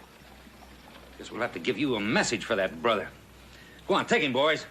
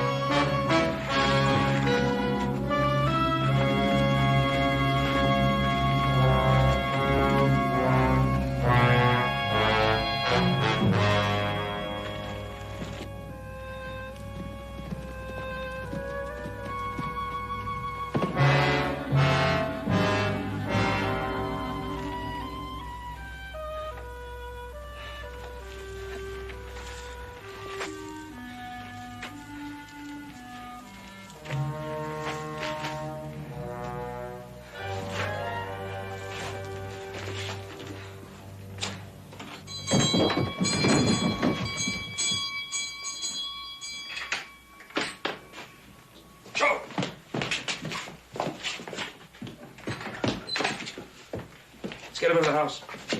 Easy, easy.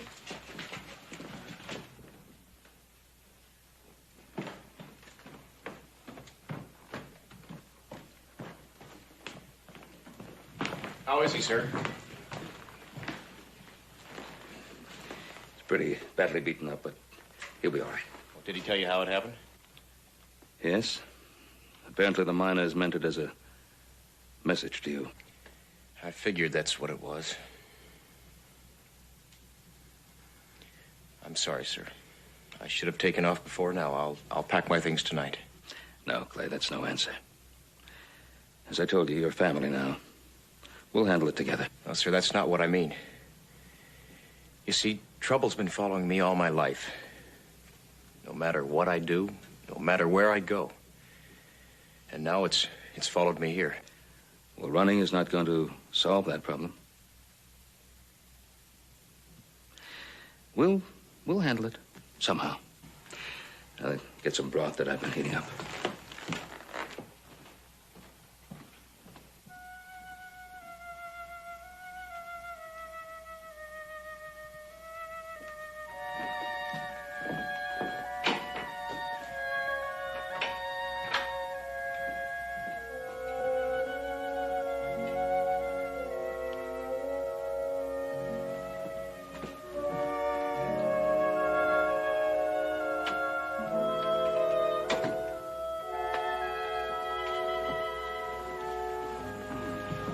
Now, you drink that. Where is everybody? Oh, Hoss and Adam are paying off the man, and they'll be back soon. Clay's downstairs. Does he know about the miners? Yeah, he knows. Well, I sure hope he doesn't blame himself. You stop worrying about what other people are thinking. You drink that broth. Hey, tell Clay I want to see him.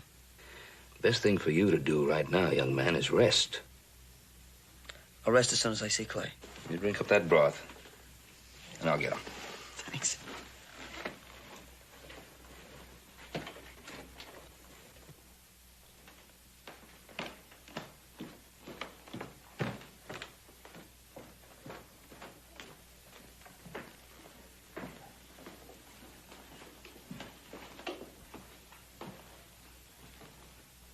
Clay?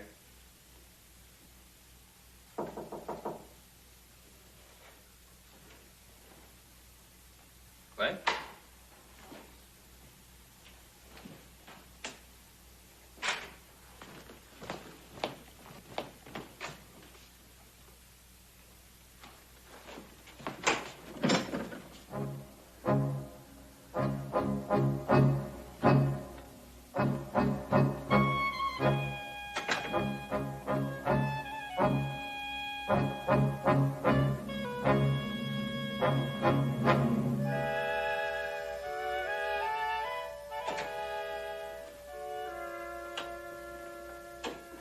Oh, where's Clay?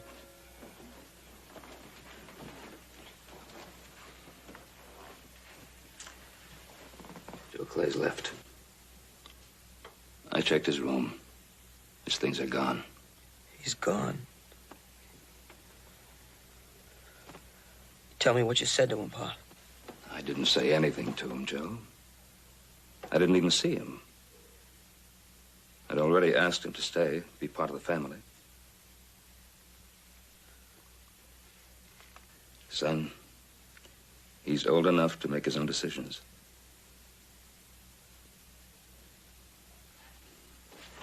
The important thing for you right now is to rest. Take care of yourself.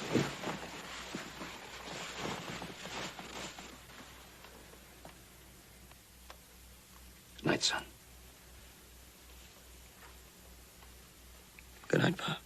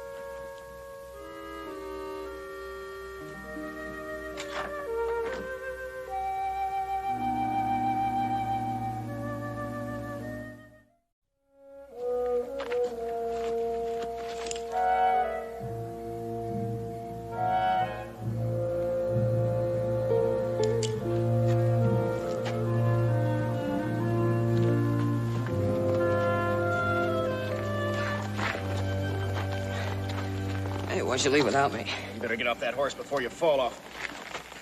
Come on over here and sit down. Hey, no, thanks. I just didn't stand up. I think I feel better. Sorry I don't have any pulque, but here. Viva coffee. Oh, the last thing I need's any more of that pulque. Thanks.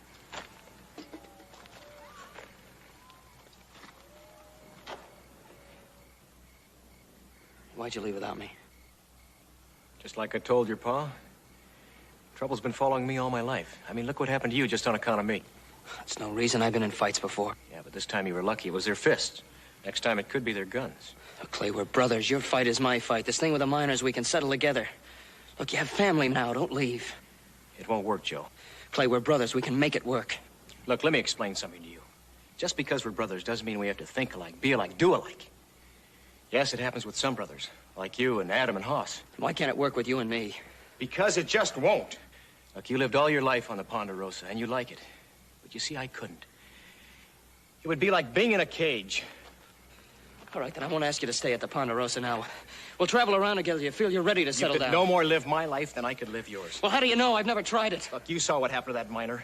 It's happened before, and it can happen again. Maybe things like that won't happen, Clay, if we're together. No, it couldn't. Look, you just get in my way. Clay, you don't mean that. You know it. Look, will you get it through your head that I don't want you along? I don't need your family, and I don't need you. Now, will you go home, Joe? Where you belong?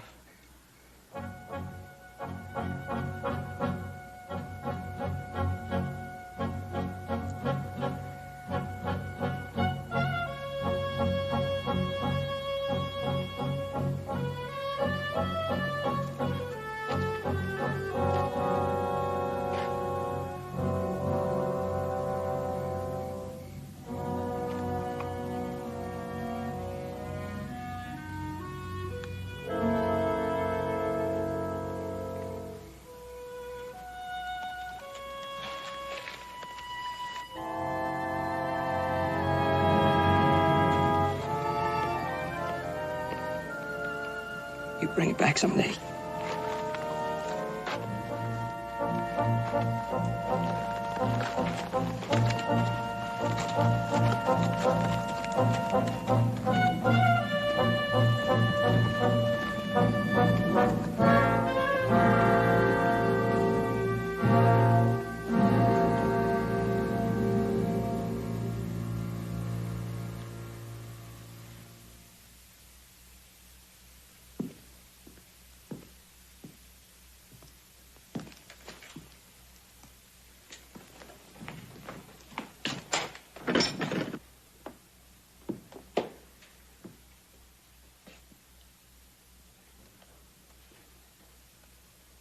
You all right, son?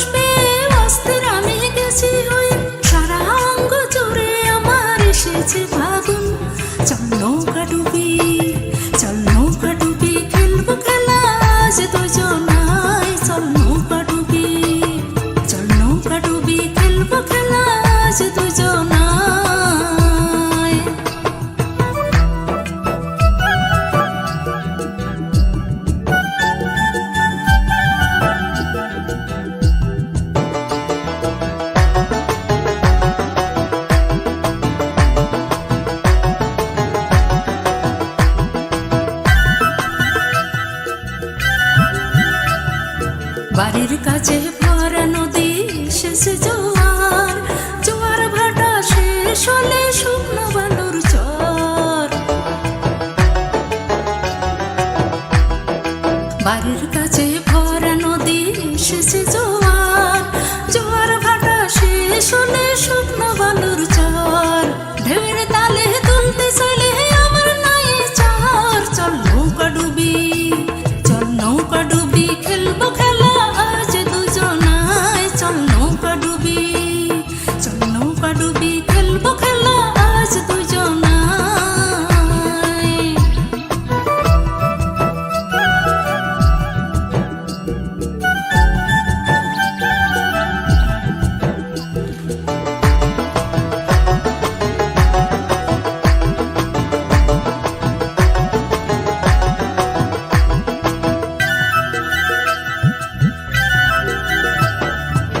ফাগুন মাসের আগুন জ্বলা ভরা বসন্ত ঘুমিয়ে থাকা মনটা আমার বড়ই অশান্ত